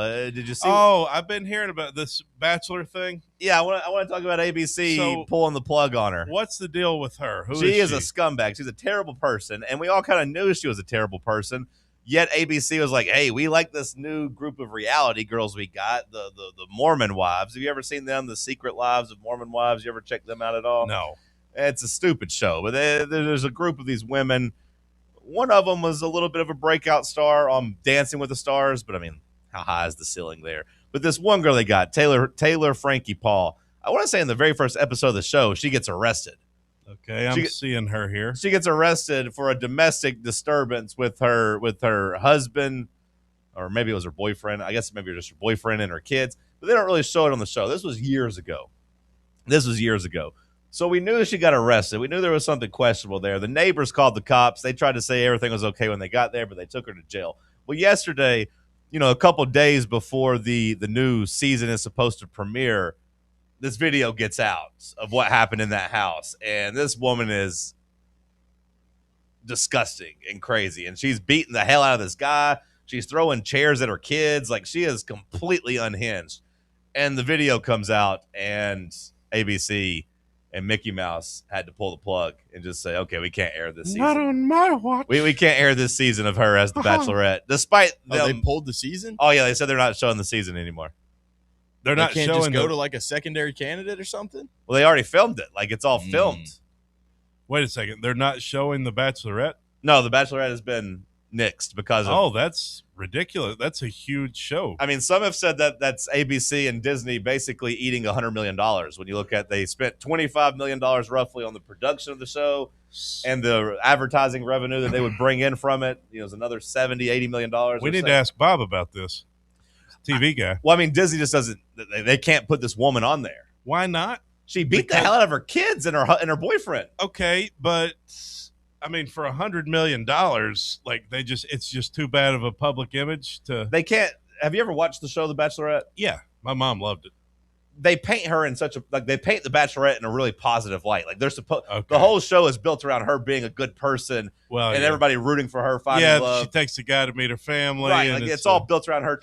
The show falls apart. There's just no way around it. Yeah, the show falls apart if it's a villain.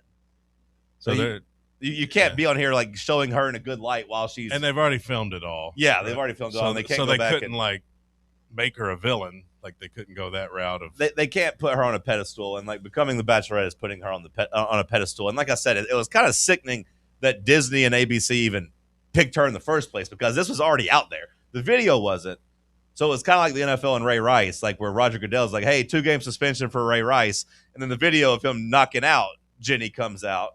And it's like, okay, you're out for the whole year. Like, you're done in this town, buddy. Like, after we see the video of you knocking her unconscious and dragging the body off the elevator. Well, sure. So she beat her husband? And, like, also hit her kids. Like, threw, like, a chair at her kids. Like, it's a pretty... Did she mean to hit her kids? It's a pretty disgusting video. I'll show you the video. Maybe if the kids weren't involved, maybe if she just beat her husband, she could the way she beat her husband wasn't going to fly either. It's a scary video, and, like, she just looks unhinged. And there was another dispute that came out either earlier this week or last week with her and a guy that had gotten her basically kicked off the Mormon Wife show. So, like, she's a loose cannon. Well, that's huge news to cancel The Bachelorette. Yeah, no, I mean the women are upset. That's ABC's biggest show, isn't it? I don't know if it's the biggest. I would say The Bachelor is bigger than The Bachelorette. Well, I guess I'm grouping But yeah, together. like, so here's the video of her just going to town on this guy. I don't know if it's got any cursing in it. I'll mute it. Okay. I don't know if you can see. No, there's a glare. I got it right here. Okay. So he's like filming it, and I guess trying to kind of somewhat protect himself, but he's a pretty good sized guy. Yeah, I mean, she's fired up, you know. She's just kind of deranged. She gets the chair. She throws that chair right at him. Yeah, she gets a chair and just launches bar stools at him. Yeah. No, I mean, it's not funny, but like it's so ridiculous. Well, wasn't her daughter sitting on the couch? No, her daughter's basically? right there. Yeah. Okay. Yeah. She just throws a chair basically at her daughter. Yeah, like the ricochet. She probably didn't mean to hit her daughter. Well, no, but like she's just going wild on her man. But she's beating the hell out of this guy in front of the daughter. Like, I mean, like none of that is something that I could fix her.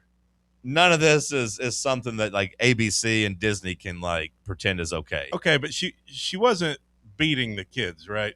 Like, I'm not trying to defend this woman. Maybe I am. She didn't like. No, she was not. Maybe her daughter was in the crossfire. Yeah, she was not intending to beat her kids. Now, whether or not she beats her kids off the camera, that's a different story. I don't know. But no, she was not trying to beat her kids. She was just trying to beat the hell out of her ex-boyfriend. Now, is there evidence that the daughter got hit? Like, it said the video says which appeared to hit her child. I haven't looked at it enough to see if it hit her. I mean, she's obviously unhinged. She's very passionate. She's upset about something. She throws a bar stool at the guy, throws a chair at the guy. It's hard to say for a fact if it hit the daughter, unless there's like an article on it. Well, yeah, I haven't zoomed on the video enough or looked at it. We had a glare and all that, but it was enough for Disney to pull the plug. They said no more. We can't get behind her.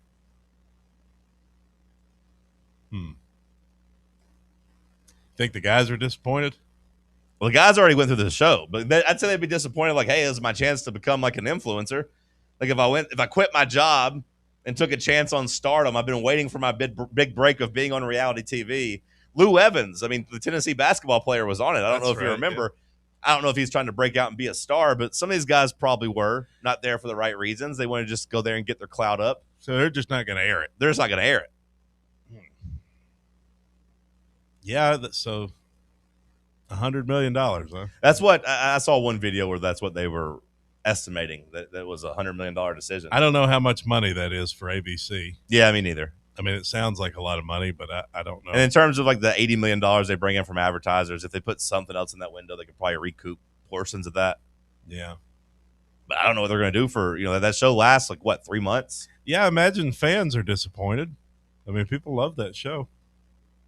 I just read some article that said it's just going to be an American Idol rerun, basically, during that time. I mean, it could be good for American Idol, I guess, but I think doing a rerun at like Monday in their primetime slot seems. I mean, I think it's when it comes on. It used to come on Monday. They should now do a different show with her. Like, I feel like she'll be a very locked up, interesting. 40 days behind bars. Let's see how she handles prison. Huh?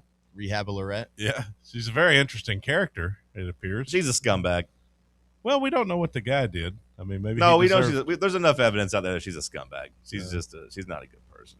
Yeah, well, I'm not saying the guy is a good person. Two sides to every story. I mean, I'm not saying the guy is a good person. Maybe he deserved to get hit by that bar stool. Who knows? And honestly, I haven't heard of very many like divorced Mormons either. Like, I didn't think that was a part of the gig. Yeah, I don't know. You hear of them having multiple husbands and wives, but like divorce, you don't hear much of. And that was Talking the Bachelorette with John, Cody, and Sam. Stick with us. Let's talk sports on Fan Run Radio. Catch up with all things Fan Run by subscribing to our podcast feed. Like, rate, and download the show from the Fan Run app or wherever you get your podcasts. Citizens National Bank. Life is more fun with a Good Life checking account from Citizens National Bank, offering extra benefits including bank travel. This September, experience the perfect fall getaway on the New England Rails and Sails Tour, or join CNB in October to chase the Northern Lights in Iceland. Get in on the fun by calling 865-429-7935. Citizens National Bank. Banking never felt so good. Member FDIC. Okay, so we really need uniforms and equipment for this season. Can I trust you with that? Cool, I'll just order them online. What? Yeah, I'm going to hop online and I'm going to get them ordered. Hold up, that's not a good idea. We shouldn't just spend money on some random online retailer, okay? I mean, it seems pretty convenient. Trust me, it's a terrible idea. Let me simplify this for you. SM Athletics. Okay, how do you pronounce it? SM Athletics? They're the go-to for uniforms and equipment, whether it's for universities, high schools, youth leagues, you name it. So why wouldn't you rather go with professionals who can guide us through the process, design the perfect uniforms, and deliver the best equipment? Yeah, I guess that makes sense. What's the name again? SM Athletics. Right. It's definitely smarter to go with a company that emphasizes customer service, fair pricing, and, of course, excellent products. Exactly. So, yeah, I guess it's settled then. For uniforms and equipment for all sports, it's SM Athletics. A brand built in Tennessee and born from the love of the game. Inward Half revolutionizes golfing comfort. Crafted by a former pro and dedicated enthusiast just like you, our luxury performance wear guarantees you stay cool and comfortable through every swing and every day. We're not just a brand. We've set out to create a lifestyle for those who understand that impeccable style and premium performance are a hole-in-one. Enjoy the walk-in with Inward Half. Welcome to Axle Logistics, where excellence isn't just a goal, it's an energy. As a leading third-party logistics company, Axle is powered by an award-winning culture built on a work hard, play hard mentality. Here, the drive for success is contagious and hard work never goes unnoticed. Whether you're just starting out or looking to level up, Axle Logistics is the place to launch your career. Join us and take your ambition to the stars. To learn more, visit axlelogistics.com.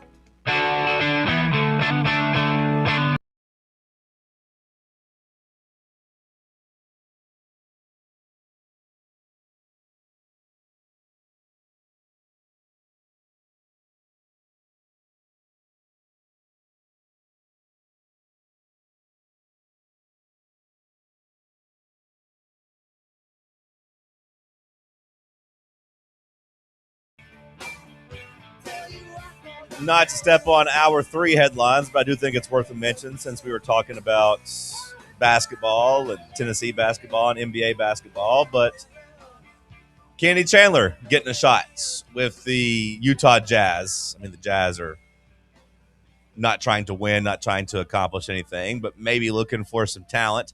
He's getting a 10-day contract. Chandler getting a chance in the NBA. It's been a while since he's gotten a shot in the NBA. But did you know, Bubba, Kenny Chandler was leading the NBA G League in assists? Did you know? I did not. Well, Let's now go. you do. So, I mean, he's played some good point guard down there in the G League. So, Kenny Chandler getting a shot. I still think Kenny Chandler kind of just fell through the cracks. He kind of got screwed on two fronts. One, like the NIL stuff hadn't taken off to the same level it did. If Kenny Chandler was a freshman this year, he probably comes back to school. But instead, like he was still getting the NIL deals were still like $100,000, $50,000 back then versus millions of dollars. I tell you who else fell through the cracks, and that was those people in Pompeii.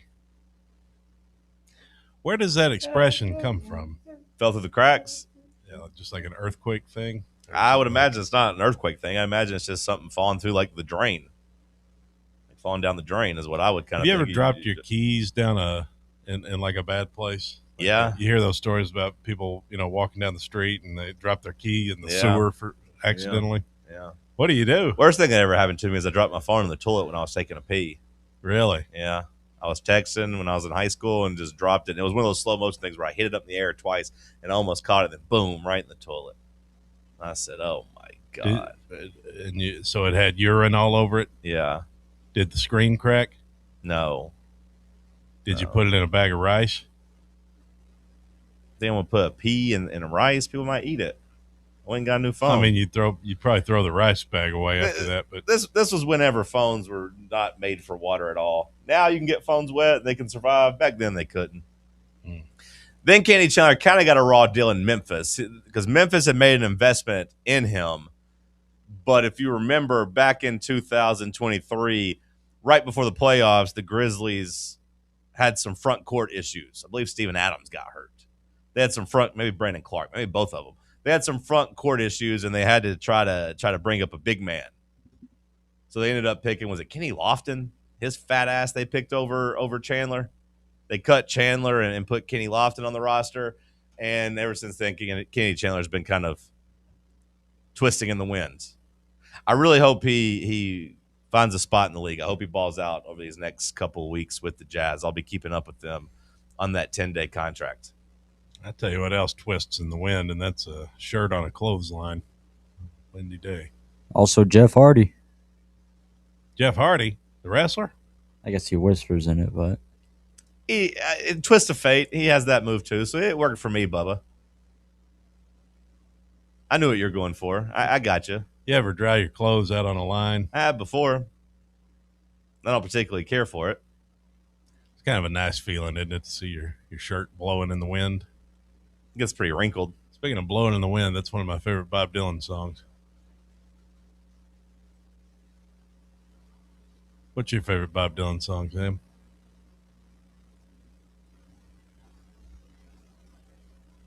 I don't know, honestly. All right. Mine's The Hurricane. That's a good one. Yeah. There's something that he never done.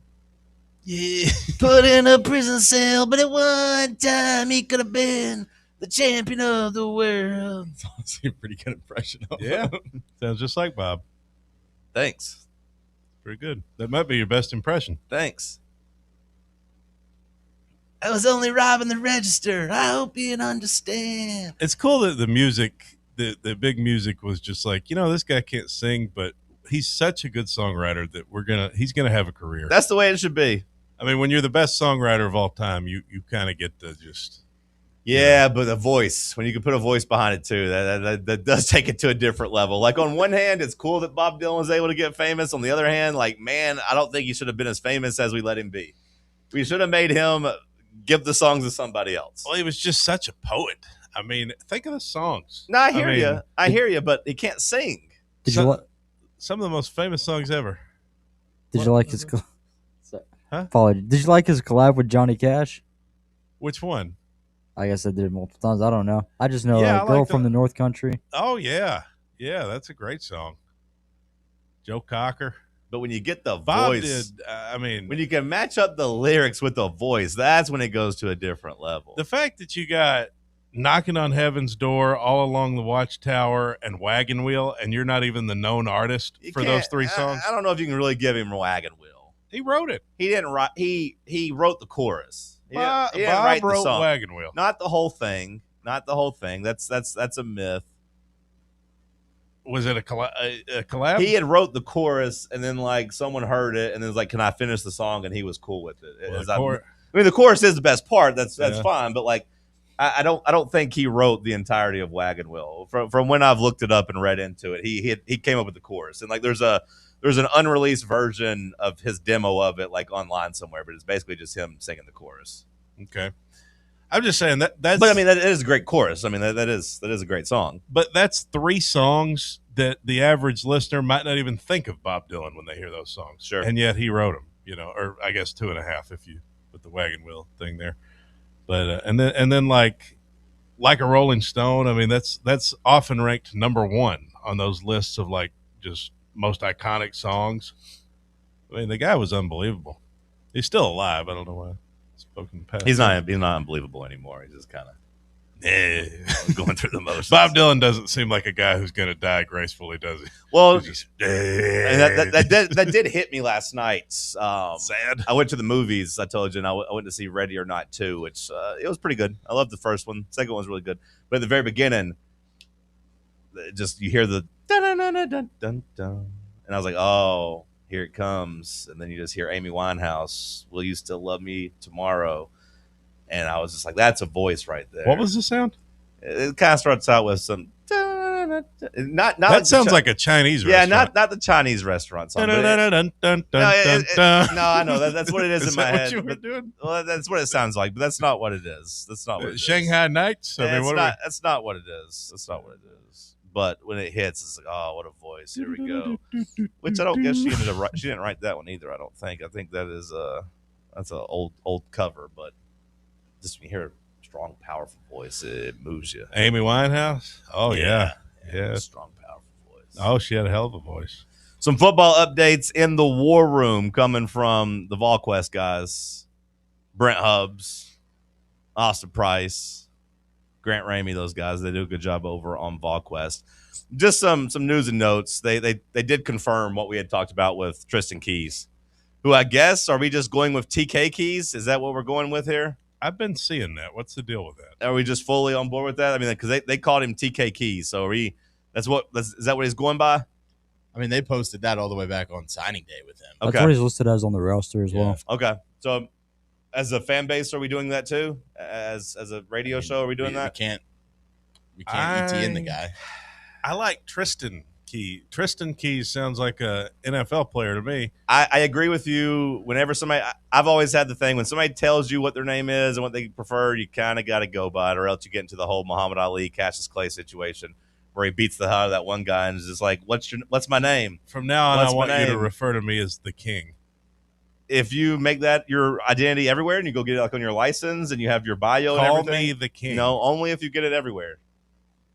It seems like TK is fully, embracing the TK. He ain't got that on his license, does he? I mean, he hadn't gone to the DMV. Well, you don't have a bio. Well, I could make a bio. You don't have like a profile on a website, really. I could make a bio. Well, if you put it on there and just say I'm King McClure and you start the King McClure and you change your Twitter profile and everything to the King McClure, then we'll King McClure is actually a guy that was what was he, a lineman or I don't know. He's a football player, wasn't he? Okay. Or a basketball player? I don't know. Sam, you know who I'm talking about? King McClure? This guy was like a prospect some years ago. King McClure? You never heard of King McClure? Well, if you put the King McClure on all your stuff, I will start calling you the King. He is a basketball player. Yeah, he went to Baylor. I'll start calling you the King McClure. He went to Baylor. You don't remember what his bracket King is? Baylor Bears guard. Not really. Kind of, but not really. Well, if his name was King Reed, I would remember it. So I understand why you do. Yeah, I'm the King. Well, if you put that on everything, I'll start calling you the King. I don't think you will. Yeah. If you do it on there and you stay with it for months, I'll do it. All right, well, bear with me because it's been Tristan Keys in my head for a couple years now, so it's going to take some getting used to calling him TK. But they did confirm what we talked about. He was just doing a half-speed drill. So, like, everybody making fun of him, not fair. Also, was dealing with an injury. He hasn't even been fully cleared yet. So, like, maybe that was part of the reason he didn't necessarily cut as strong as possible. So, it was a half-speed drill, nothing to freak out with. When is the last time we had a great athlete who stayed healthy? I mean, this is a terrible trend we've been on lately, isn't it? Our guys getting hurt. We need a guy to stay healthy. Dalton Connect, he stayed healthy the whole time. That's not exactly true. He sprained his ankle early in the season. He did? Yeah. Did he miss time? Mm-hmm. I want to say he missed at least a game. Must have been against those, like, Norfolk States of the world. I want to say he had a sprained ankle still when we played NC State, right? Because he had sprained it against North Carolina, and then we played NC State a couple days later in New York or whatever. He had a really bad game there. You can kind of see his production really dips off. Oh, okay. Well, I stand corrected. I remember You're sitting down. Yeah. I remember him as healthy. And I don't know, I don't think this is like a serious injury for TK. They say he hopes to be fully cleared later this spring. So. Hendon Hooker. I'm talking 2022 Hendon Hooker. He tore his ACL against South Carolina. Yeah, I know. Yeah. Josh Dobbs? Josh Dobbs, I feel like, stayed pretty healthy. At least didn't miss any time. Injuries suck. Big deal, no deal, little deal. During their quarterback write-up, no mention at all of George McIntyre. They just talk about Faison Brandon. These are the VolQuest experts? Yep. That's all they talked about was Faison. It's not a huge part on Faison either, but like there's not even a mention of George. It just says every observer talks about how effortless Faison Brandon's throws look.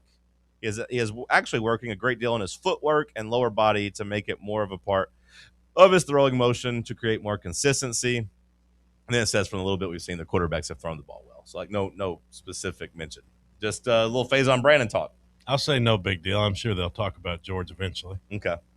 Sam, deal at all that Faison Brandon gets the spotlight during the quarterback section? I'd hope they talk about our starting quarterback. How do you feel about them saying they need to fix our starting quarterback? How does Heupel not know the quarterback, but Sam does? Heupel might know. Heupel might know. How do you feel when I tell you that our starting quarterback or QB1 is working on footwork and like improving his footwork? I mean, I guess that's the thing you should be doing throughout basically your entire career, right? I mean, the Titans are saying the same thing with Cam Ward. Like, yeah, I think that's kind of like I feel like that's like the fine-tuning part of the quarterback position, kind of. It's like you can kind of get away with maybe some bad footwork and like the arm talent, but I think they're saying like, hey, you've got it. You've got the arm talent. You've clearly got like the zip on the ball type of thing. But if we get that footwork a little bit more polished up, like that's just going to become a whole lot more consistent for you. Yeah, I feel like footwork gets talked about a lot. It's like Cam Ward needs to clean up some things on his footwork. But like to me, I guess just reading Brandon needs to – basically they're like Brandon needs to realize that actually a lot of your throwing comes from the lower half of your body. He's just been doing it all with his arms. It could unlock him and make him even better, or it could mean that he's like pretty far away fundamentally. I don't know, like, yeah, cleaning up footwork versus like realizing, hey, your footwork's actually important. A little bit different, but seems like mentally and physically he's there. But yeah, like maybe just cleaning up some fundamentals and some technicalities of things is what you're going to kind of work on throughout the spring and summer. It would be really cool if he actually cleaned all that up. Like, I think he has the chance of being special. Like, I am buying all the Faison Brandon stock I can get right now because they talk about the way the throws jump off his arm, or jump off the page or scream when you watch it, whatever you want to say. But then also, like, behind the scenes, a lot of people just talk about how smart he is. I'd love it if he had that last piece. And I'm not saying he doesn't, but, like, I do think he has a chance to show us over the next 4 or 5 months that he has that last piece where he's just also going to be one of those Kobe Bryant type of freaks that just outworks you too. Like what I'm hearing. And he comes back with improved mechanics and footwork, and like he just hammers that the next 3 or 4 months and like does get improved in that area. So like, because I do think he checks those boxes. Like I do think he's really smart. I do think he's a freak when it comes to throwing the ball, athleticism, all those things. Like he checks those boxes. But the last thing missing is, does he take this coaching and like really work at it and outwork everybody? You know the meme, Sam. Oh, you're gonna make me pick us to go 10-2.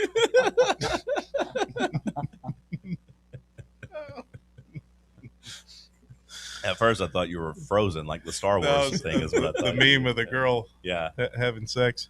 She's, yeah. Oh, you're gonna make me. She doesn't throw her. They edit the words. I don't think she really throws her hands up like that. No, but I was trying to.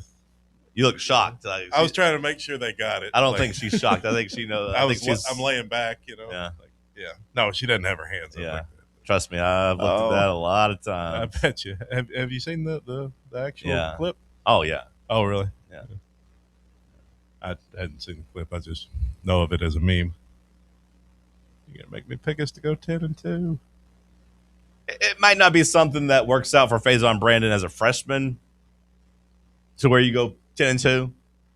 But like I said, I am buying the stock. I do think he's a reason to have hope. And I do, not to give Eeyore credit, Buck, but like I do try to look at the positive in things until I have a reason not to. Hell, so, Buck left the chat. The way you upset was him? treating him. Damn, I'm sorry, Buck. I hadn't seen him in there in the last hour. Damn, my bad, Buck. You run him off. But I do like to try to be positive until there's a reason to be negative. So I'm choosing just to have some kind of unbridled optimism when it comes to Faison Brandon. Now, when we get to the season, we watch him play, we'll see. Even then, I was still trying to be positive with Nico for most of the time, just because he was young and there were some signs there. I'm willing to give people the benefit of the doubt for a long time. Yeah, I couldn't even. I had to wear boat shoes in here to get through all the water on the floor from. You seem to me like Nico. You seem to me like you really enjoyed him carrying us to 10-2, leading us to 10-2 in a playoff. No, yeah, I like Nico too. Yeah, it seemed like you enjoyed it. I liked Nico. I was, he just turned into a villain. It was his fat daddy. Yeah, it's a shame it happened that way. I thought Nico was really good in the second half against Alabama. Like for whatever reason, he couldn't play in the first half. Yeah. But yeah, he made adjustments, and I did think he was getting better. And we would have fared better last year, I think, with him as our second-year developed quarterback. But his big fat daddy had to run him off. So, I'm going to have the same optimism, if not even more, with Faison Brandon. Because I will say, last thing on the quarterbacks, I will say that we never heard that about Nico behind the scenes. We never – when I talk about the arm talent and stuff, yeah, it was there, but we never heard about the work ethic. We never heard about the mental side of it. No one ever called him smart.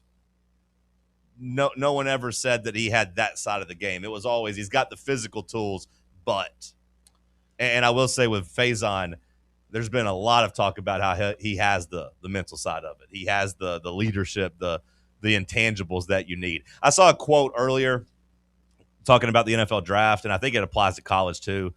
But it's like it was basically just like successful football teams when they're drafting and they're looking for quarterbacks, they differentiate, was this person made into a quarterback or was this person born to be a quarterback? And they said that that's like something they judge off of. Like there's certain guys that you could tell are just kind of playing the part. Nico, for an example, playing the part. He was a volleyball player probably at heart. You know what I mean? Like he was a volleyball player. He was just a surfer. I don't know, somebody out in Cali that just wanted to chill. He didn't have the leadership intangibles. I think that's what weed. I think that's kind of what they mean when they talk about being born to be a quarterback. You getting high, carry yourself a certain way. You have certain personality things. Nico, I always heard that about him. Big fan of the ganja. Stay off the weed. Sam, send us to break. We'll continue the conversation. Let's talk sports on Fan Run Radio. Can't get enough Fan Run Radio? Download the free Fan Run app and take the best Tennessee sports conversations with you wherever you go. Fan Run Radio. the flagship station for Tennessee fans. This ain't no wishy-washy, limp-wristed, kale-eating, half-ass sports radio station. We're your in-your-face, truth-telling, say it loud, flag-waving, face-painting, hardcore, bring the noise, causing a ruckus, don't give a damn sports station. Sports talk that doesn't just hang up and listen. For the fans. This is Fan Run Radio. Get some. What kind of day is it? It's a White Claw day. Grab a pack, grab your friends, everything else in life can wait. Your friends shouldn't. Let's go. White Claw. Grab life by the claw. Please drink responsibly. Hard seltzer with flavor. White Claw Seltzer Works, Chicago, Illinois. Welcome to Axle Logistics, where excellence isn't just a goal, it's an energy. As a leading third-party logistics company, Axle is powered by an award-winning culture built on a work hard, play hard mentality. Here, the drive for success is contagious and hard work never goes unnoticed. Whether you're just starting out or looking to level up, Axle Logistics is the place to launch your career. Join us and take your ambition to the stars. To learn more, visit axlelogistics.com. Vol fans, reimagine your home at Broadway Carpets and Flooring for any remodeling or building needs. With a variety of carpets, rugs, hardwood, vinyl, and stone, Broadway has all the flooring and installation options you're looking for, including pet-resistant products like Pet Perfect Carpet from Shaw Floors. Visit their showroom in downtown Knoxville or the location in West Knoxville located on Kingston Pike near Pellissippi Parkway today. Citizens National Bank.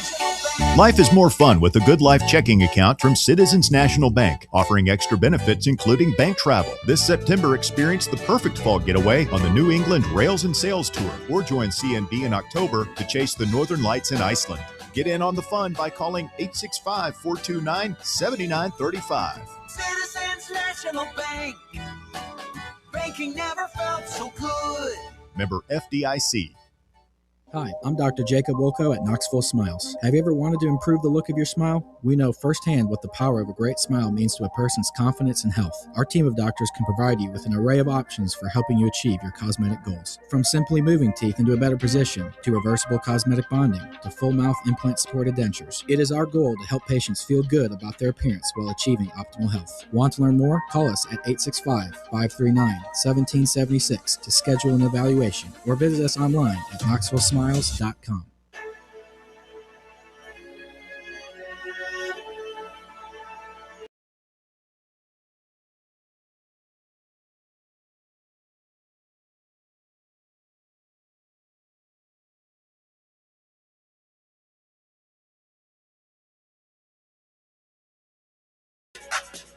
In a very weird turn of events, we walked out of the studio. We have a place of business here as well, SM Athletics. There's a retail store, so people come in and shop from time to time. Cody comes outside and he does his little stretch, and I sneak up behind him. I give a little tickle underneath his armpits. And there was a woman in there watching us. And I said, oh, whoops. There was a woman in there shopping that just saw me come out and get underneath Cody's armpits and give him a little tickle. Monster. Yeah, the tickle monster got him, and she saw it. And he got to listen to Cody squeal like the doughboy. Woohoo! Pervert. Yeah, and she was watching, and I was like, oh. Did she laugh? That woman's She smiled. She's going to leave us a bad review on Yelp. Yep, she smiled. She's going to be like, I saw two men touching one another. One of the men was touching the other man inappropriately under his back breasts. Yeah. Yeah. I did not see her there when I went to rub you down. You were talking about if we could revisit this quarterback. Have you switched topics, or are we? You can go with whatever. I just want to say this season, I've kind of accepted with Faison. Tell me if this is a good comparison. 2014 Josh Dobbs to Faison? Yeah. No, not to me.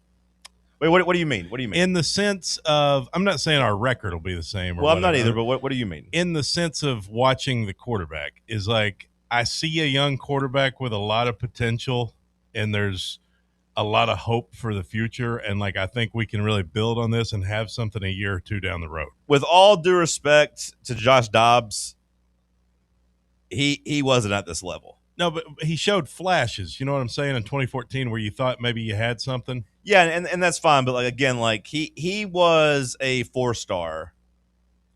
He was a guy that you hoped might win. Like if you remember, there were 3 quarterbacks in that class. Yeah, I remember Quentin Dormady. No, I remember no. Riley Ferguson. Okay, Riley Ferguson's one. Yeah, Dormady wasn't the, Dormady Nathan Peterman. was years later. Nope. Nathan Peterman, Justin Worley. Who else played around that time? Juwan Jennings.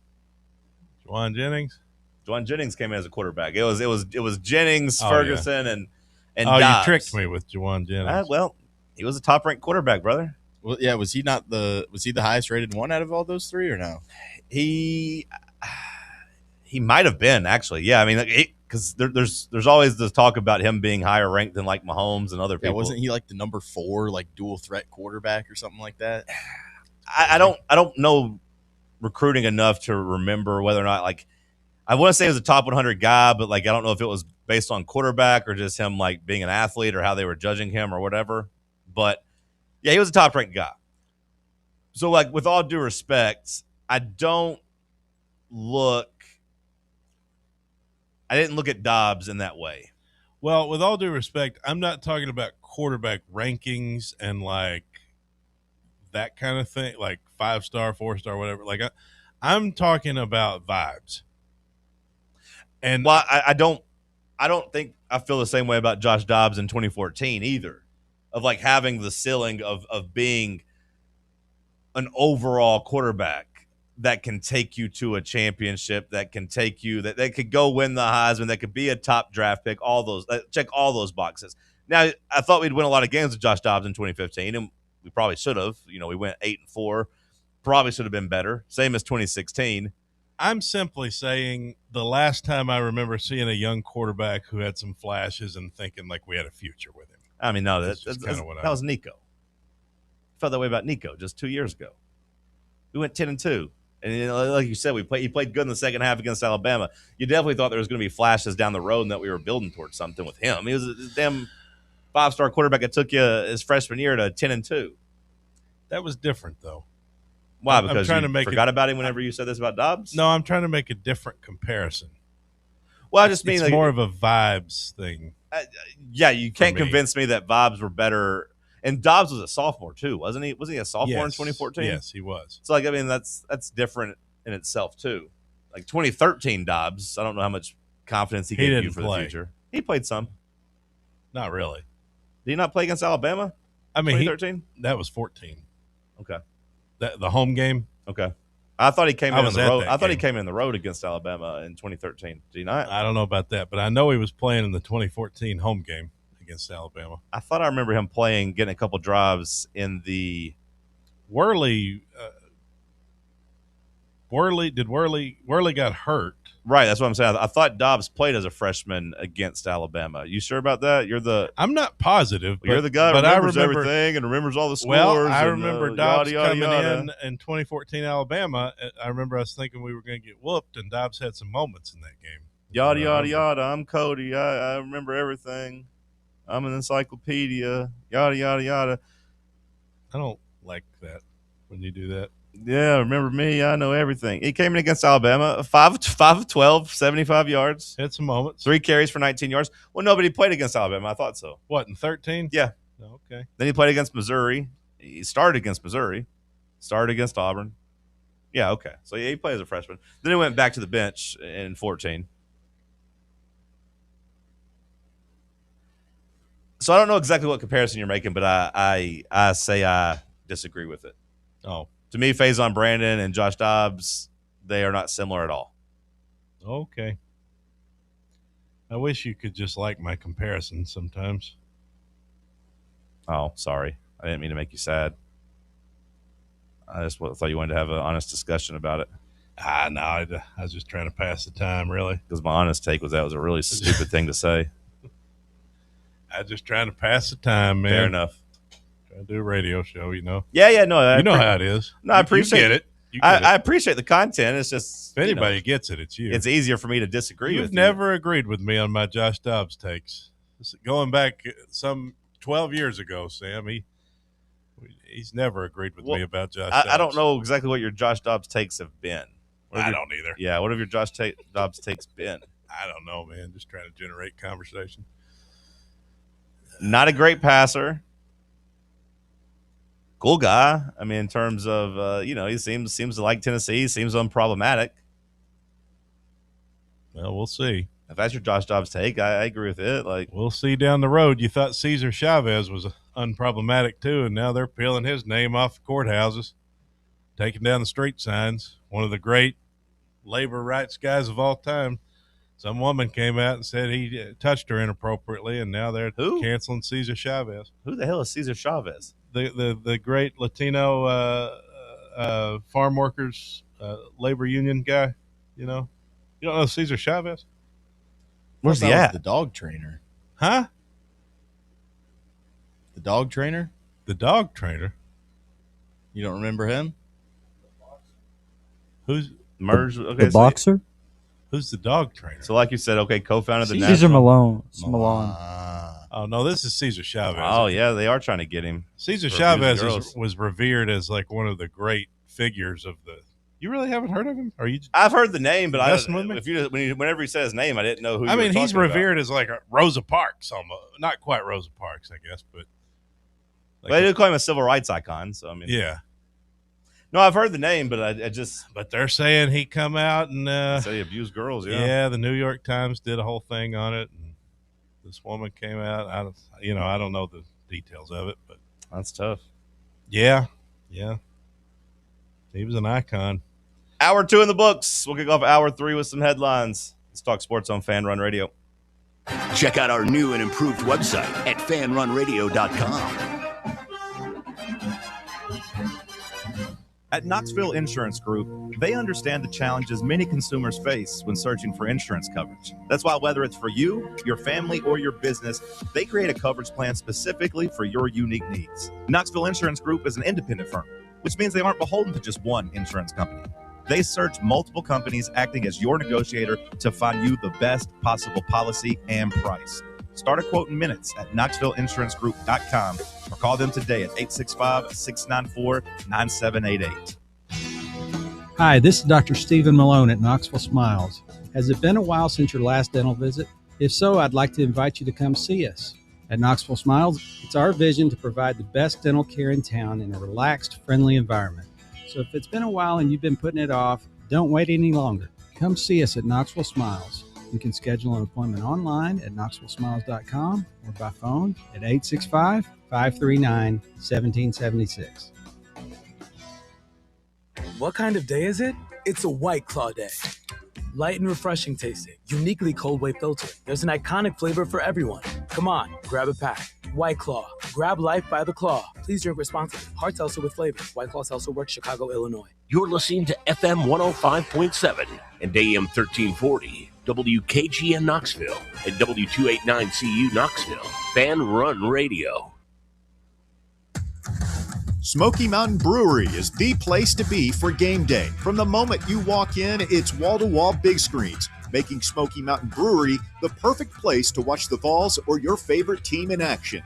With locations in Turkey Creek, Maryville, Pigeon Forge, and Gatlinburg, you're never far away from a great time at Smoky Mountain Brewery.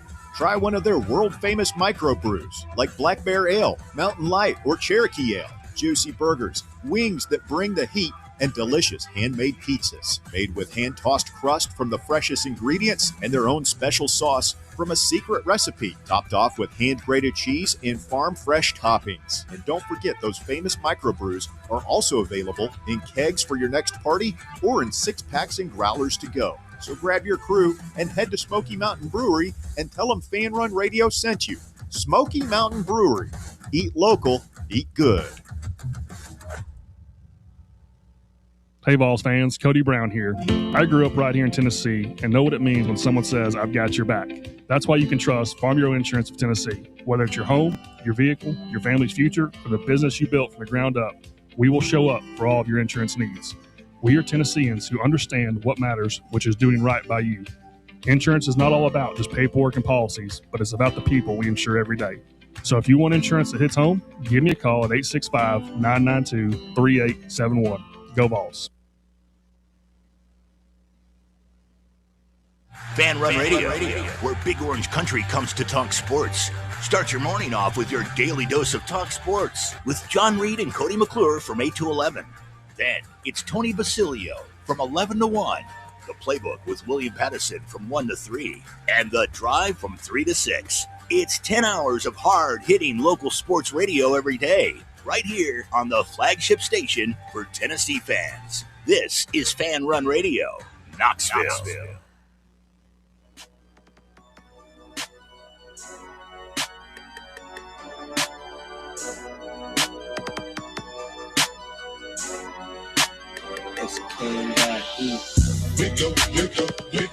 Talk Sports. Talk Sports. Talk Sports. Talk Sports. Talk Sports from 7 to 10. Ay. Overrated, underrated on Wednesday. Fan Run Radio, Talk Sports said, not in my house, I ain't talking to Kim, babe. Johnny and Cody out here asking where the ops at. Tennessee volunteers here for combat. It's the Cherokee Ghost, John Reed and Cody doing everything we can to bring Rocky Top back. Talk Sports from 7 to 10. Never leave a witness, never leave loose ends. Nico ain't nothing but a nuisance. 2026, we making new friends. Talk Sports. Hour number 3 kicking off here in the White Claw Hard Seltzer Studios. Want to remind you, if you want to get out and watch the game with us today, a fan run watch party at Barley's in the Old City. March Madness, I believe, will be upstairs. Come by, hang out with us. The Playbook will be broadcasting live from 1 to 3. And then Russell, Bear, and Bob will be doing a show for at least an hour and a half, I believe, taking you into the Tennessee game. Barley's in the Old City.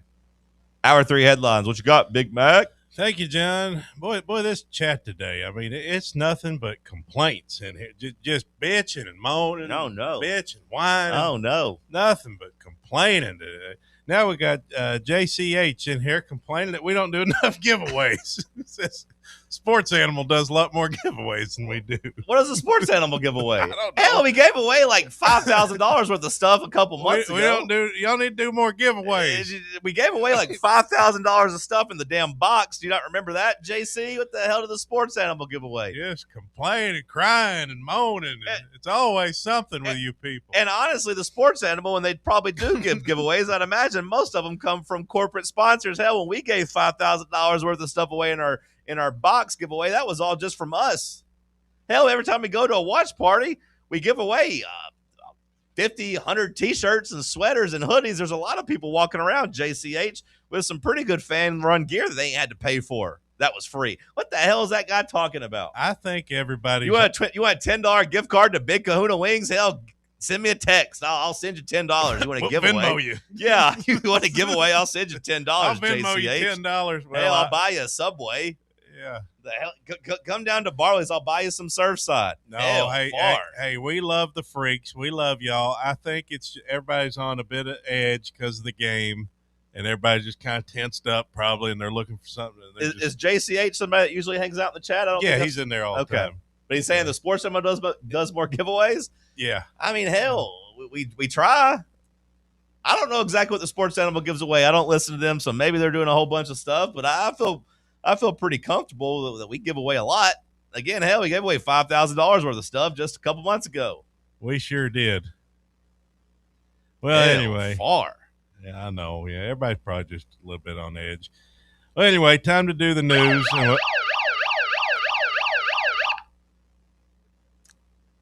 We have breaking news. We have breaking news? Into the news. What's the breaking news? It appears that Chuck Norris has died.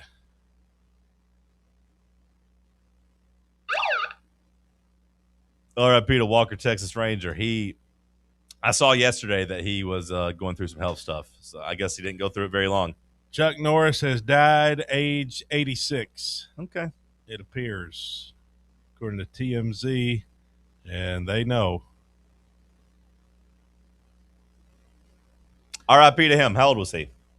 78, 80? I just told you, 86. Oh, sorry. 86? Oh, damn. Okay, so he's really old. Whoa. I mean, 86. My grandma's 86. 86 is really old. Well, no offense, but when you tell me your grandma dies, I'm not going to be like, oh, damn, she was so young. Oh, don't speak that into existence. She was so young. She had her whole life ahead of her. I'm not going to say Jeez. that. No disrespect to her. She seems like a sweet lady. Well, you should call her more. In positive celebrity news, Bruce Willis has celebrated his 71st birthday with cute pics of his granddaughter, says TMZ. Looks like they're sharing a nice embrace there. He's got some health troubles too, though. Yeah, no, he's in real bad shape. Yeah. He's in real bad shape. That's tough. Now, Chuck Norris. Yeah. What's your favorite Chuck Norris memory? I mean, it was really weird. The internet was a weird place to be in like 2010. Do you remember all the Chuck Norris memes and jokes? Yeah, and I was really annoyed by it back then. Yeah, me too. Everybody was saying like how Chuck Norris is like a badass. Chuck Norris doesn't sleep; he waits. There's a whole never bunch of stuff inspired me at all. Yeah, no, I didn't like those either. But I did like his cameo in Dodgeball, where he's the deciding vote to let Globo Jim get a shot after LaFleur shows up late. You know what I'm talking about? Matt LaFleur? No, Peter LaFleur. Dodgeball. The Packers? Peter LaFleur. Dodgeball. You've seen the movie Dodgeball. Yeah, I've seen Dodgeball. Ben Stiller, Vince Vaughn. Vince Vaughn shows up late, and they're like, too late. It's too. And they're like, we can actually go to a vote. And then Chuck Norris is the deciding vote, and he gives him a big thumbs up. And at the end of the movie, Ben Stiller's like, bleeping Chuck Norris. That's my favorite Chuck Norris memory, other than all the nights that he led into Monday Night Raw back in the day with Walker, Texas Ranger. That was always on right before Monday Night Raw came on. So I'd watch the last 5 minutes of Walker, Texas Ranger. He seemed like he always got stuff accomplished in those last 5 minutes. Well, R.I.P. to him. Yeah. As it is his last 5 minutes. Damn. Sometimes I say something that's just so rude, prophetic, so like profound. Like yesterday when I said so pathetic. Yesterday when I said that it was going to be a low point for Wisconsin. It was. And today I say it's Chuck Norris's last 5 minutes. Like sometimes I'm just like, you're good. You know, you're good. I don't. They're not. Other times I say things that are, you know, you might say kind of dumb. Or, yeah. But every now and then, just a line. You are a volume shooter. You are the Nick Young of radio. Just keep firing up shots. You might get one to go in every now and then. Speaking of Nick Youngs of local radio, welcome into intern Maddie. Happy to see you here on this Friday. I don't know that I want that comparison. It kind of fits. We can give that to Cody. That's good, Nick Young. If the slipper fits, put it on, Cinderella. Good to see you. How was your spring break? Spring break was great. Back home, South Florida, Miami, Fort Lauderdale. I saw that you went to the World Baseball Classic games. I did. What game did you go to? I went to the semifinals against the DR, and I went to the championship against Venezuela. Okay, I saw. Whenever I saw you post it, I was like, I don't know if he'd still be down there for the championship game. Oh yeah, I missed school. Okay, cool. Yeah. If you've never been, it is and look, I've been fortunate to go to a lot of sporting events. Is in it my always life. in Miami? It has been over recent years, at Okay. least the championships and the playoffs. It is the greatest sporting event, and just purely in terms of atmosphere, I've ever been in my entire life. Beats Tennessee, Alabama, beats World Series, beats NBA Finals. I've done it all. It's the greatest atmosphere ever. It just means more to these teams. I mean, Venezuelans were crying. When they won, they were crying. They were on their knees. It was a ginormous deal for that country. I do think international events carry more weight, but also like unlike Tennessee, Alabama, which you compared it to, like if you're in Knoxville, it was 98% Tennessee fans there. Like these games are kind of more of a split crowd, so I bet it is pretty fun to be there watching them. How do the Japanese people act when they're in Miami? They are the most Do they kind of cut respectful. loose? Yeah, they're so no. I was wondering if they cut loose a little bit. There was tons there for both of the games I went to, and they weren't even playing. They just hell, love the it's game Miami, of baseball so much. Were you rooting for America? Yes, of course, I was rooting for America. I tell you what, the DR, the most inconsiderate people ever. Really? Yeah, really inconsiderate. I kind of found myself rooting for Especially Venezuela. when they hit you on the kneecap with that hammer. Yeah, they weren't. And I tell you what, I think Trump missed a massive opportunity to come in for Venezuela. MAGA Matty, hold on, MAGA Matty, chill out, relax. Put the hat on. Put the hat on. Stick to your guns, America. It's your Second Amendment right. He probably would have got a standing ovation in that Venezuela game if he was there. There were tons of people wearing MAGA gear. He probably could have got something. I was kind of rooting for Venezuela just because it meant so much more to him. I was rooting for him too towards the end. Once I realized 8 of our 9 hitters couldn't hit the ball, I was like, okay, Shout out let's to go with Bryce Harper, Venezuela. though. Yeah, All right, back to the news. What you got, Cody? Good to see you, Maddie. The Nashville mayor is not focused on moving the Grizzlies to Nashville, apparently, after Draymond Green's request. Are you keeping up with this story? I thought it was pretty funny. Draymond Green just came out of nowhere. It's like, by the way, move the Grizzlies to Nashville. Memphis sucks. The arena sucks. Yeah. Give them to Nashville. Yeah, that's what Draymond said. He said, do everybody a favor and move that team to Nashville. Said that on his podcast this week. There's no great hotels in Memphis. I love the people of Memphis. They're incredible. Shout out to the people of Memphis. I love them. But just from an NBA standpoint, man, there's not a sauna or a hot tub in sight. Yeah, he's probably right. I've been through Memphis many times, and I don't think of Memphis. I mean, you got the Peabody, but other than that, I don't think of many great saunas or hot tubs probably in Memphis. No. You do have Uncle Lou's fried chicken, though, and boy, is that hard to beat. They have a lot of good saunas and hot tubs in Nashville, I guess, riding around sure. downtown on top of rooftops. Oh, yeah. All right. Yeah, fair enough. Yeah, there's so many new major hotels. Like, Nashville's a hot city. The Grizzlies are just such a pathetic franchise. It's sad. They had so much fake hope a couple years ago. It's sad. They probably should just move them and start over, put them somewhere else. They got stuck in the chimney. Not even in Nashville. Just put them somewhere else. Like send them to Seattle or send them to Vegas and then start over. That's kind of sad, isn't it? Then Memphis has no pro teams. It's another great American city that's just completely fallen. I'm not saying whether or not Memphis is or not a great American city. I'm just saying it was at one time. I'm just saying the Memphis Grizzlies are sad. They're a pathetic franchise. They got the UFL. They got no hope. No, they lost the UFL, I'm pretty sure. They don't have the showboats still? I thought they lost them. I could be wrong. You can make an argument that the Grizzlies have the greatest reputation in the NBA that didn't win a championship. Of any team or any franchise? team in the NBA that has not. Right, but any team or franchise? If you're talking about just the grit and grind Grizzlies of 2014, 2015, right, 2013, right. Sure, that team was loved and revered. Yeah. But the franchise overall, no. Even a few years ago when they just continued to win games and people were questioning how when they were out players and they were always down. I mean, for a team that has never won, and I get what you're saying, and poorly run as a franchise, they have a decently good reputation. I mean, go look at Charlotte. I think John Morant took a blowtorch to all that reputation. I agree. But the grit and grind Grizzlies, you're right. That was a very loved and respected team. People looked at them. The Tony Allens of the world. Yeah, I mean, they respected them. I liked that team a lot. Get them out of here. Well, the Nashville mayor responded and said, I love Memphis and the Grizzlies. They do training camps here, and we'd love to see them play a few games here, but our most recent bids have been for professional women's teams. So no plans for the mayor to try to get the Grizzlies in Nashville, I guess.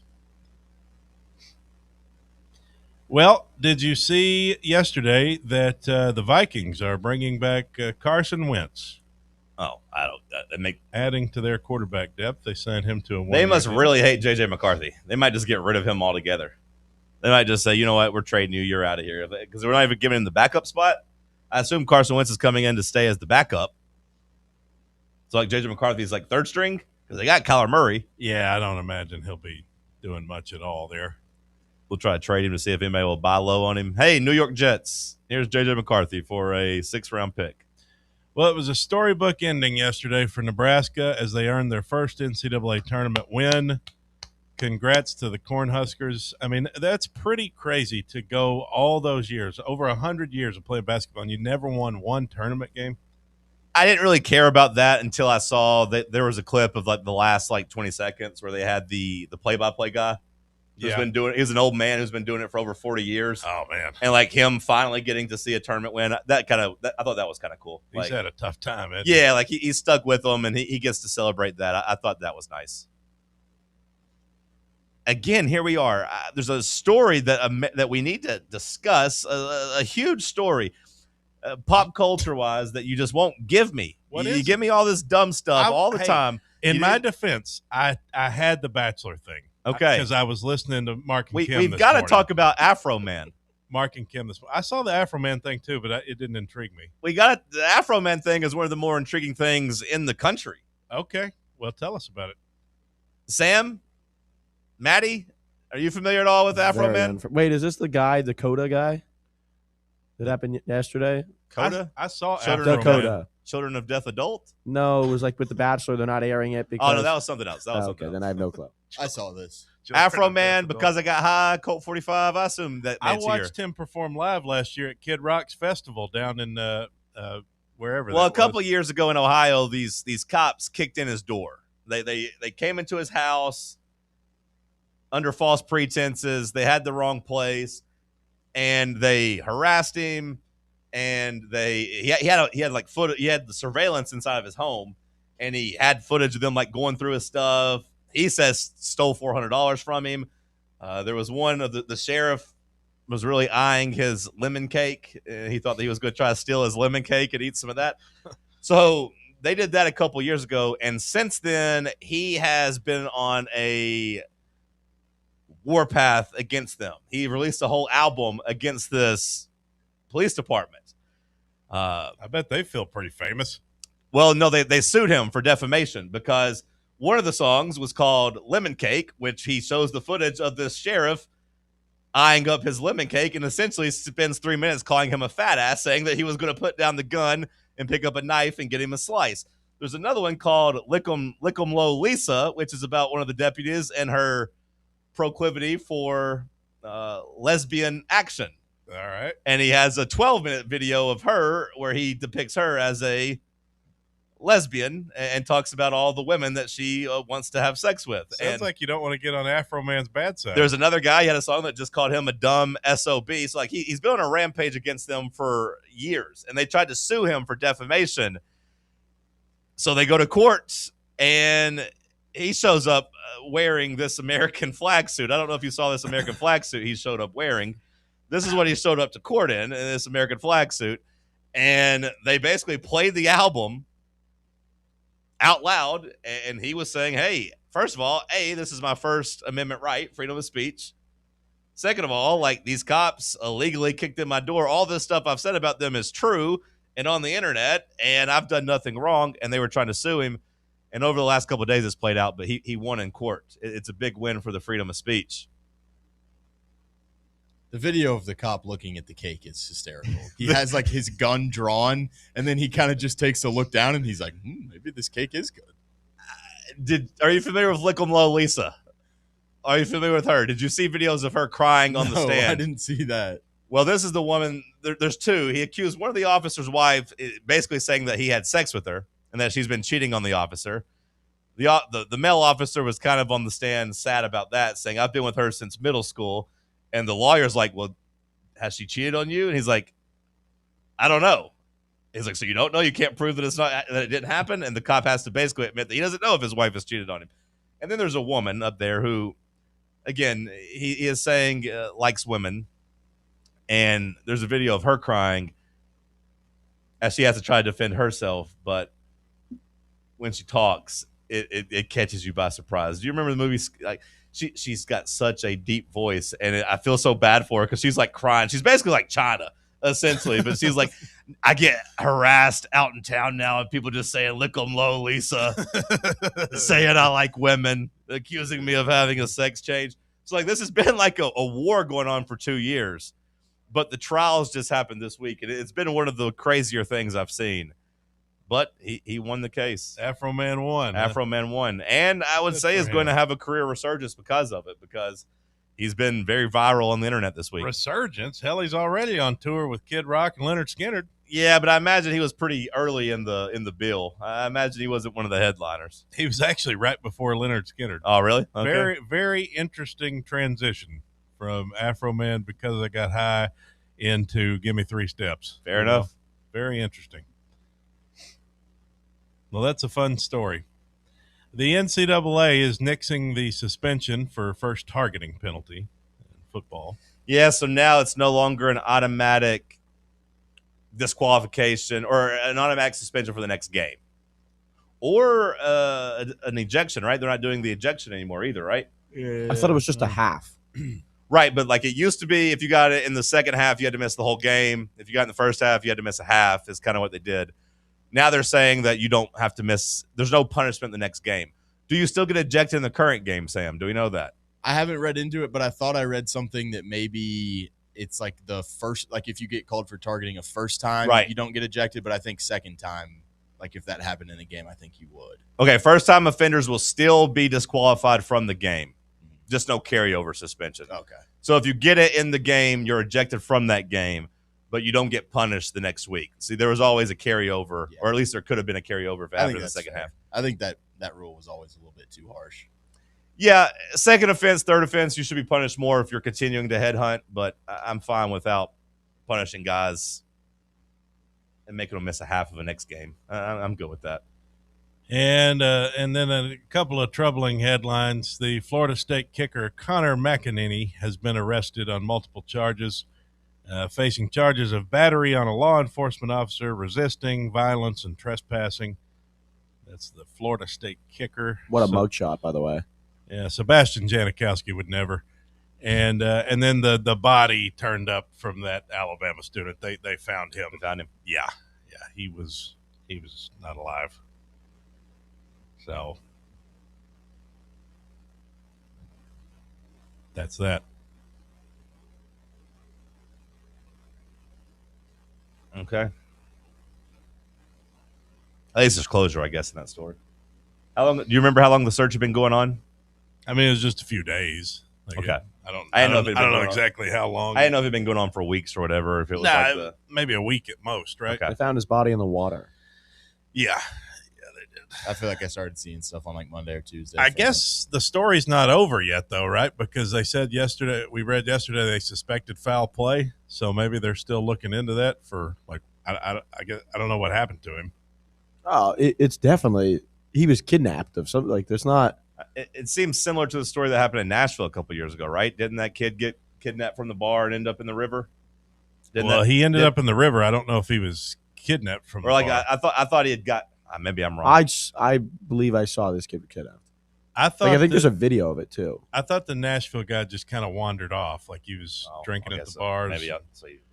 Maybe I was way off then. Well, you might not be. I feel like I the don't really security remember. footage with that Nashville thing never really lined up. Like they found a lot of footage of him kind of just wandering around the city by himself, but then he just all of a sudden was found like way far away in the water. You may be right. I don't remember the details of that. But okay.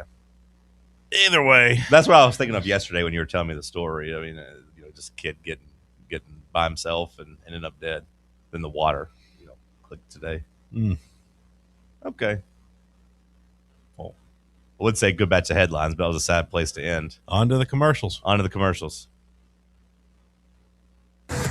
For the fans, by the fans. This is Fan Run Radio, Knoxville. Hey, Vols fans, Cody Brown here. I grew up right here in Tennessee and know what it means when someone says, I've got your back. That's why you can trust Farm Bureau Insurance of Tennessee. Whether it's your home, your vehicle, your family's future, or the business you built from the ground up, we will show up for all of your insurance needs. We are Tennesseans who understand what matters, which is doing right by you. Insurance is not all about just paperwork and policies, but it's about the people we insure every day. So if you want insurance that hits home, give me a call at 865-992-3871. Go Vols. Located in Knoxville's historic Old City, Barley's offers great food, live music, the best draft beer selection in town, and now your new favorite place to watch sports. Their indoor projector is perfect for any weather, and they've revamped their upstairs area with more TVs to take in all of the action. Their menu features hand-battered chicken tenders, juicy burgers, fresh salads, and the tastiest pizza in Knoxville. You can enjoy their happy hour drink specials daily from open until 6 p.m. Barley's Tap Room and Pizzeria. Ball fans, reimagine your home at Broadway Carpets and Flooring for any remodeling or building needs. With a variety of carpets, rugs, hardwood, vinyl, and stone, Broadway has all the flooring and installation options you're looking for, including pet-resistant products like Pet Perfect Carpet from Shaw Floors. Visit their showroom in downtown Knoxville or the location in West Knoxville located on Kingston Pike near Pellissippi Parkway today. Your tax refund belongs to you, not an identity thief. Over $6 billion in tax refunds were flagged by the IRS for possible identity theft last year.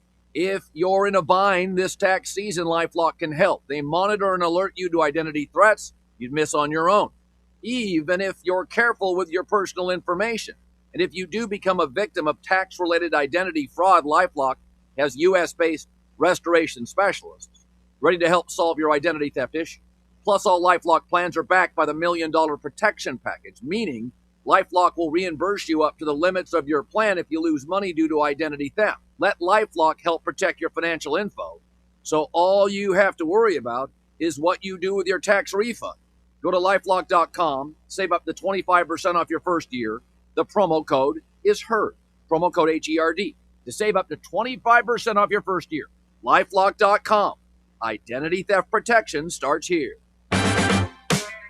Yeah, it's another day, but what kind of day is it really? A day of doom scrolling? Laundry day?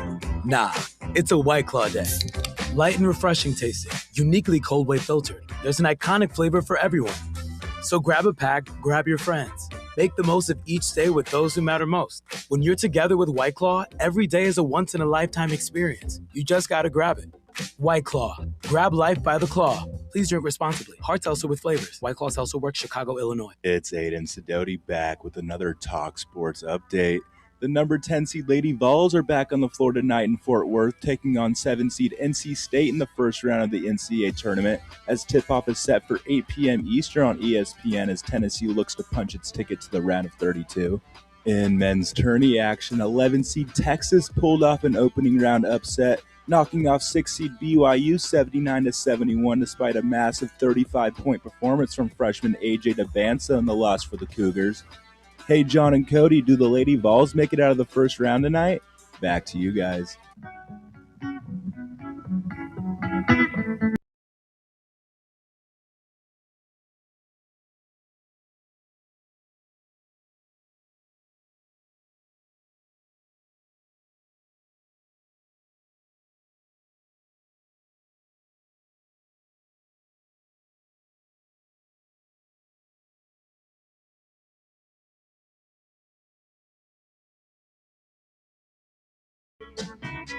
Now that you've had a crash course into the Afro Man lore, what are your thoughts? I mean, that's the best thing I've seen all week.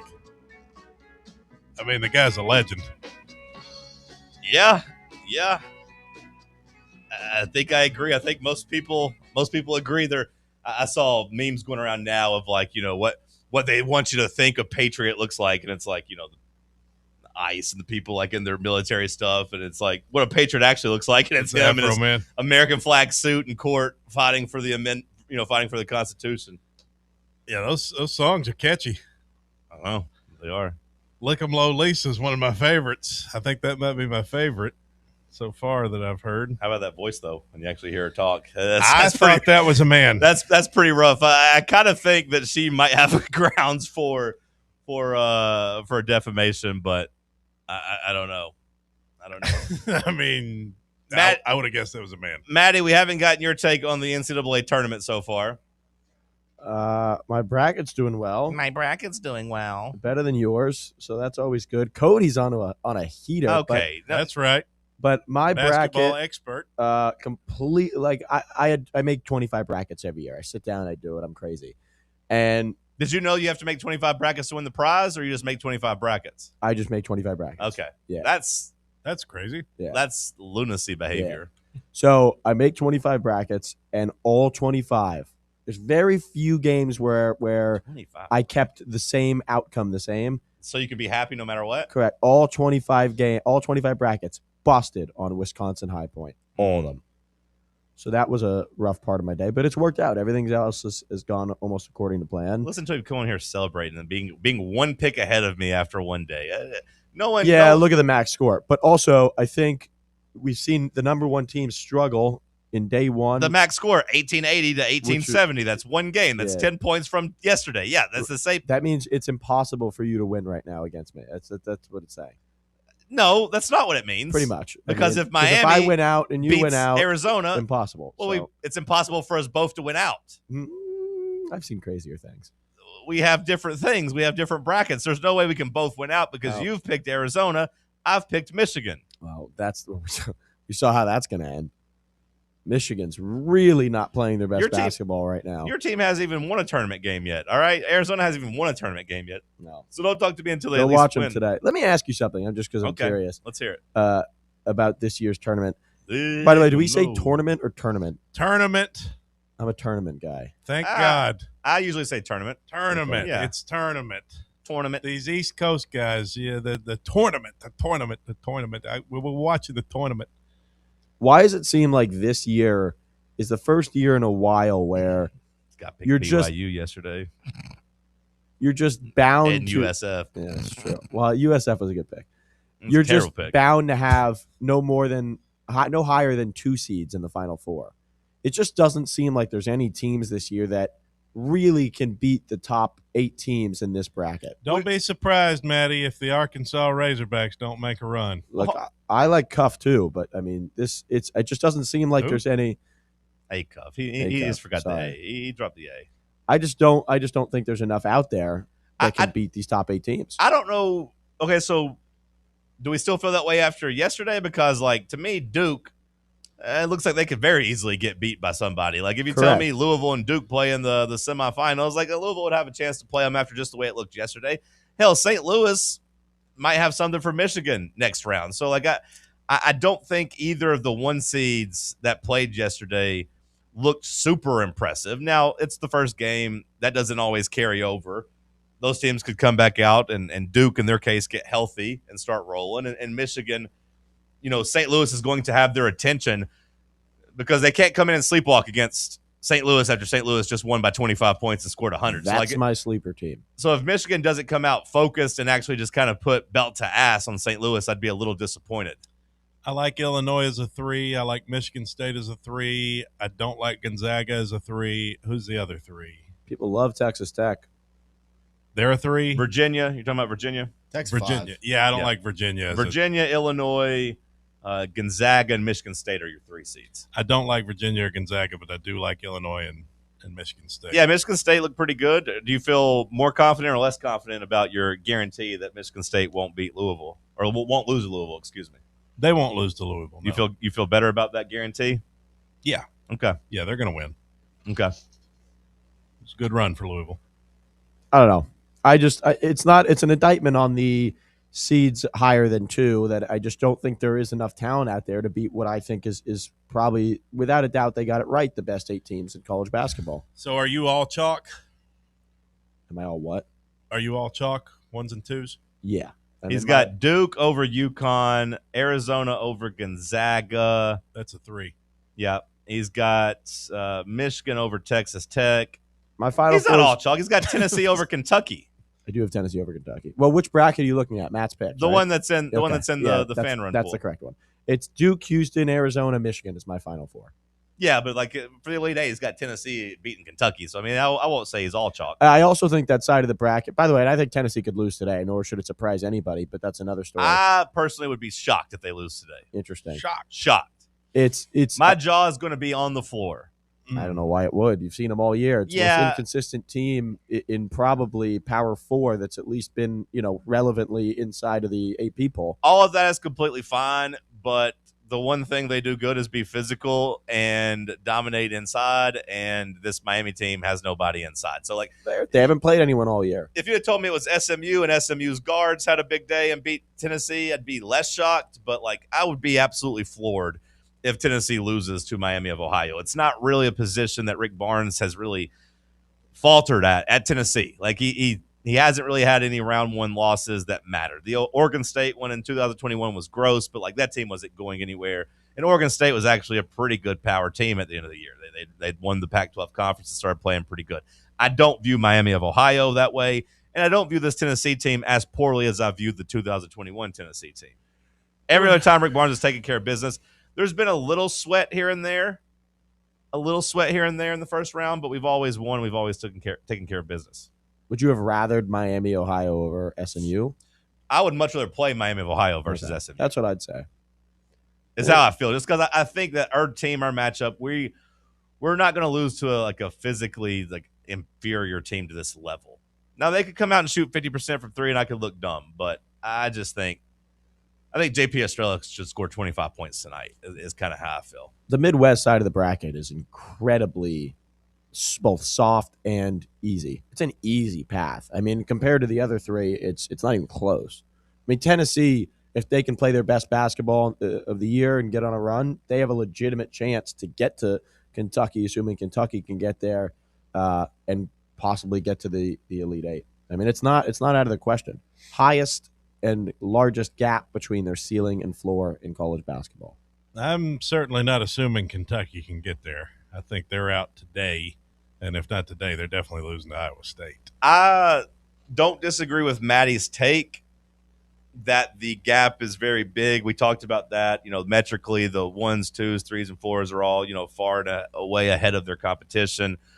But I don't think yesterday was evidence of that. That's kind of where I push back, because I do think the 4 seeds looked pretty good, I thought, right? I mean, like Arkansas looked pretty impressive. They're hot. Nebraska beat the absolute hell out of Troy. They looked hot.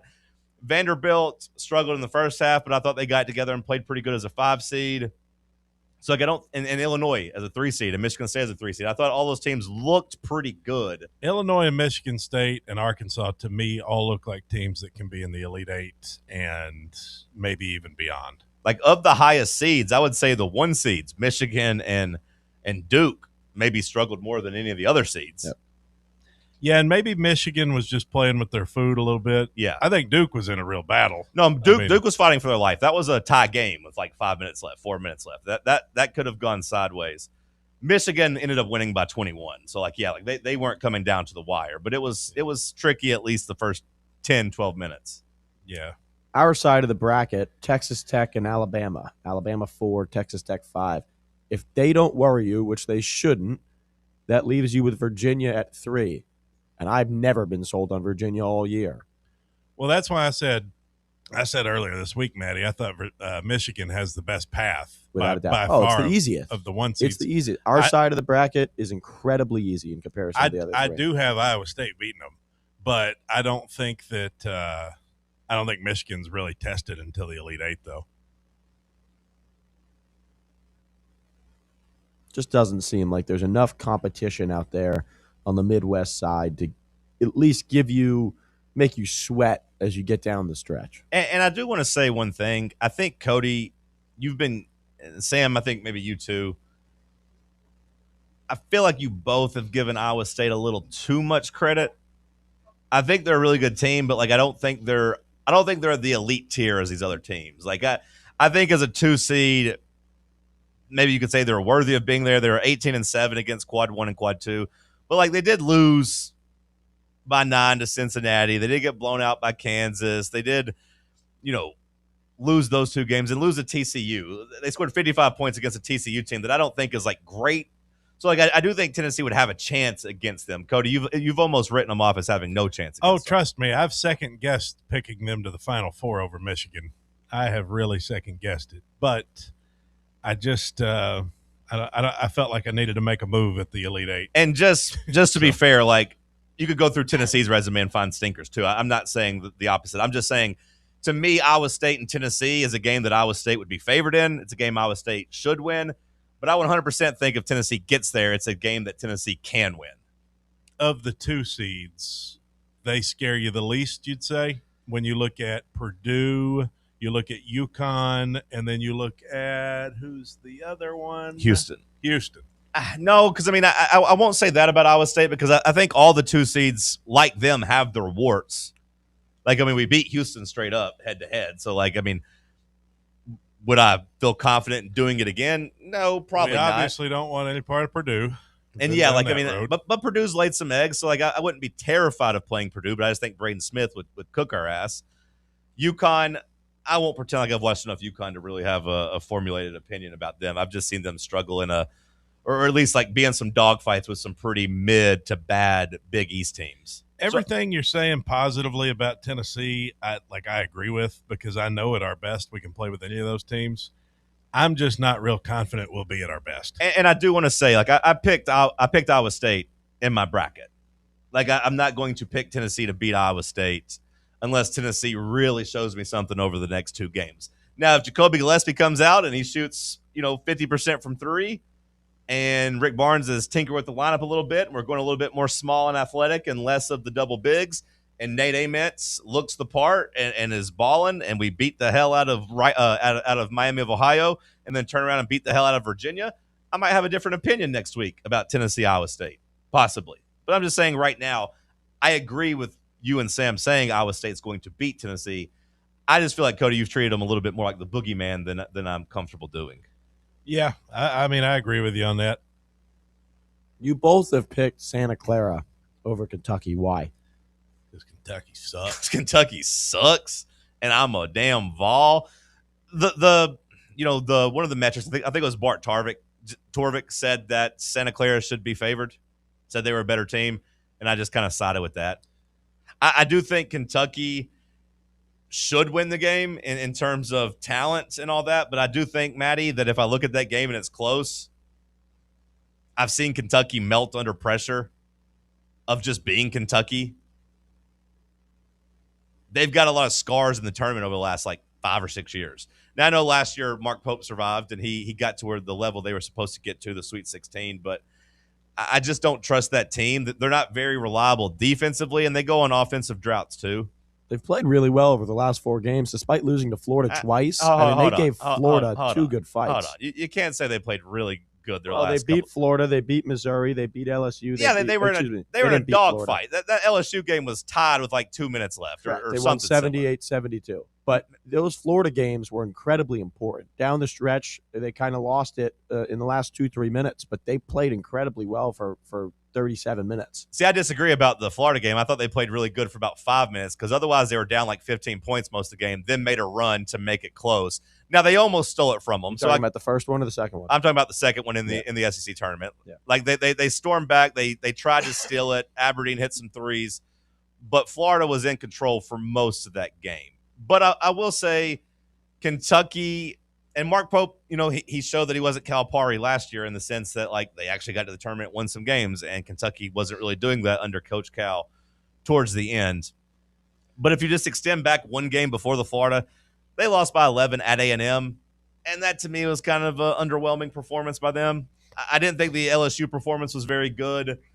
Missouri, they almost fell asleep and blew that lead. They were up 18, I think, in the second half with 12 minutes left, and then all of a sudden it was a 1-point game with 1 minute and 20 seconds or so left. So I'm just saying moral victories are important, and you can compete against a team like Florida. It makes you feel a type of way going into the tournament. Why did I pick against them? I just think they're really inconsistent. Fair. And I don't disagree, but I would say the same thing about Tennessee. Sure. Oh, yeah, 100%. The reason I picked against them, Maddie, you asked why we picked against them. For me, it comes down to religion.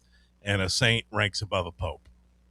Santa Clara, not every pope becomes a saint. Which place is better barbecue? A saint ranks above a pope. By the way, Terry Blacks, they're putting a location in Nashville.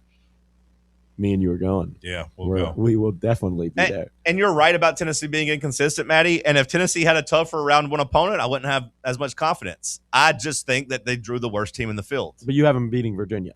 Which is fine. Which I could see because I think all year worst team in the field is a crazy take too. Well, worst at-large team in the field. Who is? I think Miami, Ohio is the worst team, at-large team in the field. Now, not counting SMU who they beat. I'm talking about teams that made it into the 64. I think they're the worst team that didn't get an automatic. I don't know, man. I don't know. We're going to find out today. My problem with that statement. Who would you have, Sam? Well, I mean, I guess at large is a better. At large. Yeah, worst team in the field. My problem with that they beat Howard. Yeah, they beat the 16 seeds. Sorry, the at large team. My problem with that statement is the inconsistency of people who are picking Akron in the upset because, and I'm not saying you're doing that because you're probably picking Texas Tech, or I don't know who you're picking, but to me, you can't say Miami, Ohio is the worst team in the field and then also turn around and pick the Akron upset because Miami, Ohio won that league. And I think some people are doing that. They're the same league teams. So, it's funny. I mean, I know it's not the end-all, be-all, but Akron is 24 spots higher on the KenPom rating than Miami of Ohio is. I know it's not the end-all, be-all, but Akron's offense is 52nd, Miami's is 61st. Akron's defense is 113. Miami of Ohio is 152. But in that same league, I guess maybe Akron was tested against some better teams. I don't know. I give Miami of Ohio credit for eking out wins, but if you go back and look at the back half of their schedule, it was all one possession games late against some pretty bad teams. I give them credit for winning. Yeah, they weren't a dominant undefeated team. Yeah, by any means. Yeah, I feel like Akron's probably just held up in those metrics because they were able to play Purdue. They played Yale. That might be. You heard High Point's coach yesterday be like, "Hey, we've talk about Wisconsin, or talk about Wisconsin all you want, but like we're a team that's gone out there and we've won 22 of our last 23. We didn't move up a single spot in the metrics, but it's because nobody in a high major wants to go schedule us. He cut a promo on them, and good for him. Like that's the mentality he should have of like, hey, maybe you guys should play us. Get ready for us because you can't. It's a cold line, and you're like, hey, you got to play us now. Can't run from us now. We're here. To your point, though, Cody, like Akron went 17-1 in the conference. Yeah, but yeah, they didn't go 18-0 though. See, that's the. But their one loss was what, Miami, Ohio, right? Yeah, but it was Miami, Ohio. It was Miami of Ohio at Miami of Ohio. Like they're all in Ohio. But I'm just saying they didn't get the rematch at home. Like if they had gotten a rematch at home. Yeah. I think people are picking that Akron one too because they were kind of a popular upset pick last year, and I feel like people that like see a team again after being like, oh, I got close with them last year, they want to just like do it again. Well, I also think it's important to know that they're getting picked to beat Texas Tech, who doesn't have their best player. I'd say that plays into it too. Like I don't know if Akron would be getting picked to beat Tennessee. It's just weird to me that Akron gets the rub from everybody, but Miami, Ohio really hasn't. I think it's because of them going against Texas Tech, who's injured, and like Sam said, they were there last year. They've got some tournament experience. Yeah. Last call on the other side, we'll get Maddie's take of the week. Stick with us right here on Fan Run Radio. Big Orange Country's home for sports. This is Fan Run Radio. What's up, Fan Run Nation? This is Evan Rogers with ECR Total Landscapes. We're excited to continue our free stump grinding promotion with Fan Run Radio this year through March 31st. If you've got problem trees in your yard, give us a call and we'll come out and cut them down and grind the stumps for free when you mention you heard us right here on Fan Run Radio. Take it from Russ. We'll treat you right at ECR Total Landscapes. That's right, Evan. I had the ECR team out to Stately Smith Manor last year, and they took down a bunch of trees for me and grinded the stumps for free. Now I don't have to worry about those trees falling on my house, and my yard looks much better. Do what I did. Call ECR Total Landscapes. Thanks, Russ. Call us today and we'll come out and give you a free estimate. Our number is 865-384-2012. And our website is ecrtotallandscapes.com. Hey Knoxville, Surfside iced tea and vodka made with real brewed tea is only 100 calories, 2 grams of sugar with no bubbles and no troubles. That's right, zero carbonation, so it's easy to sip and enjoy. Headed to a game day or party at a friend's house? Bring an iced tea or lemonade variety pack from Surfside or try their green tea and new raspberry tea vodka. Find the can with the sunset stripes this season. Surfside iced tea and vodka, sold at bars, restaurants, and stores near you. Surfside iced tea and vodka, sunshine in a can. Must be 21 or older. Enjoy responsibly. Are you ready for the start of a new season? Maybe looking for your team to go on a tournament run? Get game day ready with Crumble. Head on over to your nearest location and pick up 12 pre-selected cookies plus exclusive toppers. When you're looking for dessert options, there's no question about who you should call on. Our listeners already know. Last year, the Dubai chocolate was a home run, along with the brownie batter. Oreo crumb was another crowd favorite. What new flavor will set the standard this season? If you're in the Knoxville area, there are 3 locations ready to serve you: Clinton Highway, Parkside Drive, and Maryville. Download the Crumble app to build your best lineup and vote on the best combos. You can even put your bid in to request a new flavor. Order in the app and slide on over to your nearest location. Tell them Fan Run sent you, and as always, it's for the fans, by the fans. Don't miss the cookies.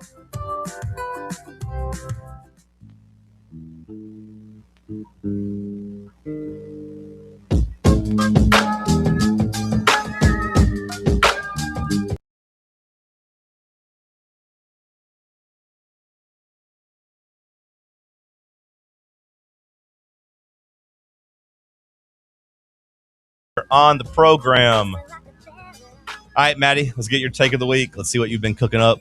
I haven't cooked up much, quite frankly. I did come in unprepared, and then I realized I had a take that I had a ginormous argument with a few friends last week, and they called me crazy, but I do apologize in advance. It is not sports-related. Okay, let's hear it. But a take at the very least. I am a ginormous hater, call it what you want, of bar soap. I hate it. I can't stand bar soap. I don't like it. If I go to a hotel or I go to a restaurant, I do not want bar soap. I want the bottle. I want the dispensary. Give me my bottle. I do not want bar soap that then my dad or my friend or whoever touches and makes it. And again, I'm not a self-cleansing. massive germaphobe. No, it doesn't. It's It's self-cleansing. the dumbest item ever. And by the way, anybody that chooses, and maybe you guys are what you are, if you choose to have bar soap in the shower too, aside from, whatever your body wash is that comes out of a dispensed bottle, I think you're crazy. I think bar soap is one of the worst things on the planet, right there with like middle seats and blackout restrictions. Have you ever heard of a washcloth? Washcloth's fine. But because if I use a washcloth, I know somebody else isn't going to use it. I use bar Right. soap, somebody else is going to use bar soap. You take the bar of soap and you put it in the washcloth. How many people are really doing that? Me? Okay, I fine. don't know, You're me? doing that in the shower, but Everyone. when you go wash your hands at the sink, you're not using a washcloth. I'm not using bar soap at a sink, Matty. You have some damn sense. But No that's one's- my point. How many hotels do you go to where you got bar soap at the sink? They give you a little thing of. I hate the bar soap at the hotel. Thank you. You're right about that, but Thank don't try to come into my shower and take the bar of soap What's out wrong of the with shower. the bar soap at the hotel? I hate the bar hate soap it. at the Hate it. Give me a bottle. And they don't have a good enough thing I to love put. this take from Maddie. They don't have a good enough thing to put the soap in at the hotel. Yeah. It just gets slippery. I hate the bar soap. And I don't like the way it feels on my hands. I hate It the makes hotel my bar skin soap. drier. Yeah, I hate the hotel bar soap. Yeah.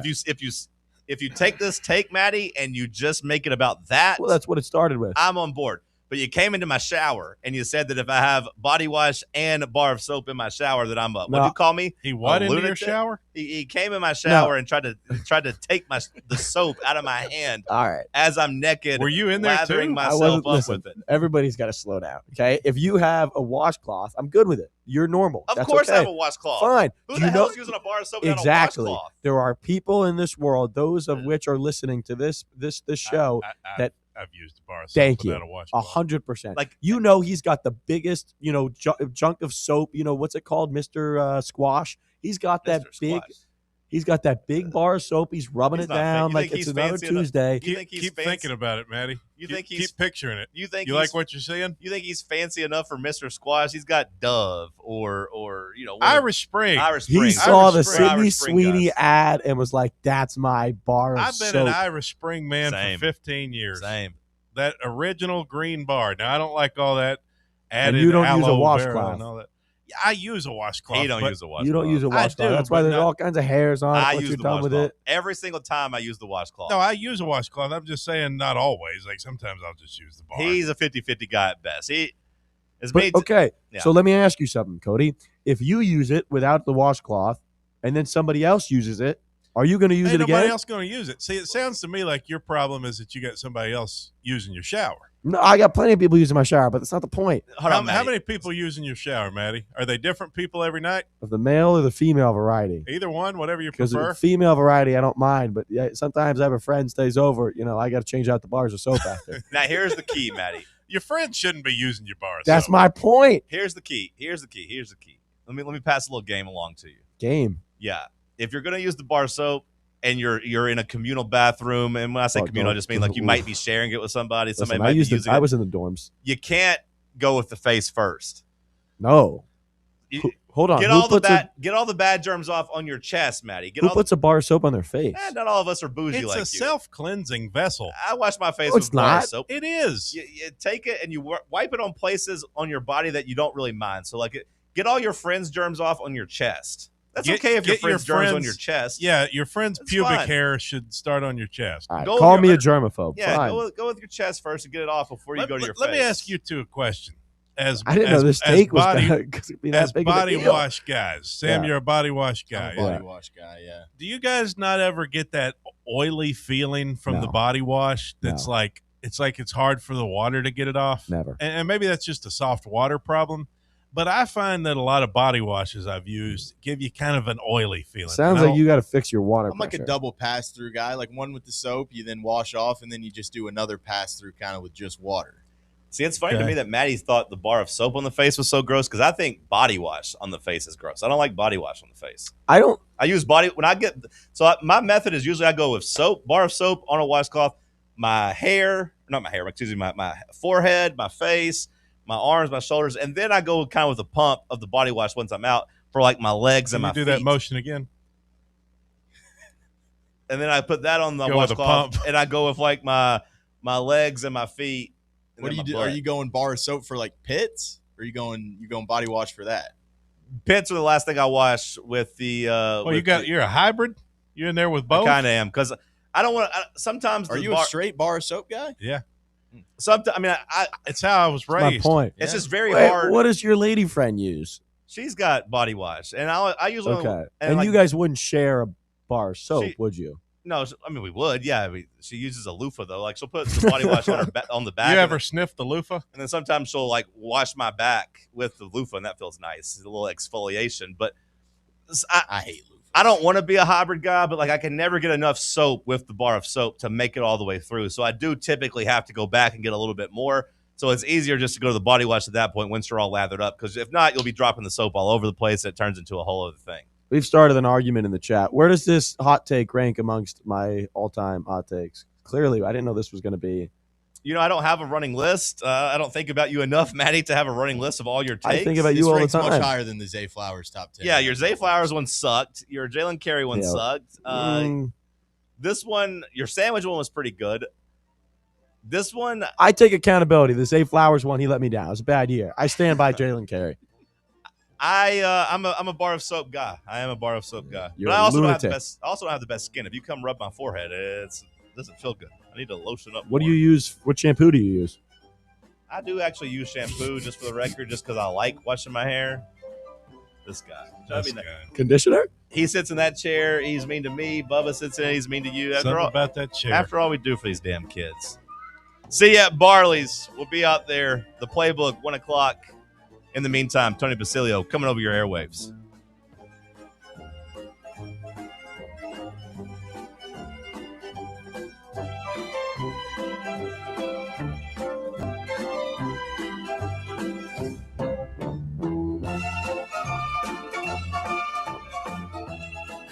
Take Fan Run Radio with you on the all-new Fan Run app. Just search for Fan Run Radio wherever you download your apps.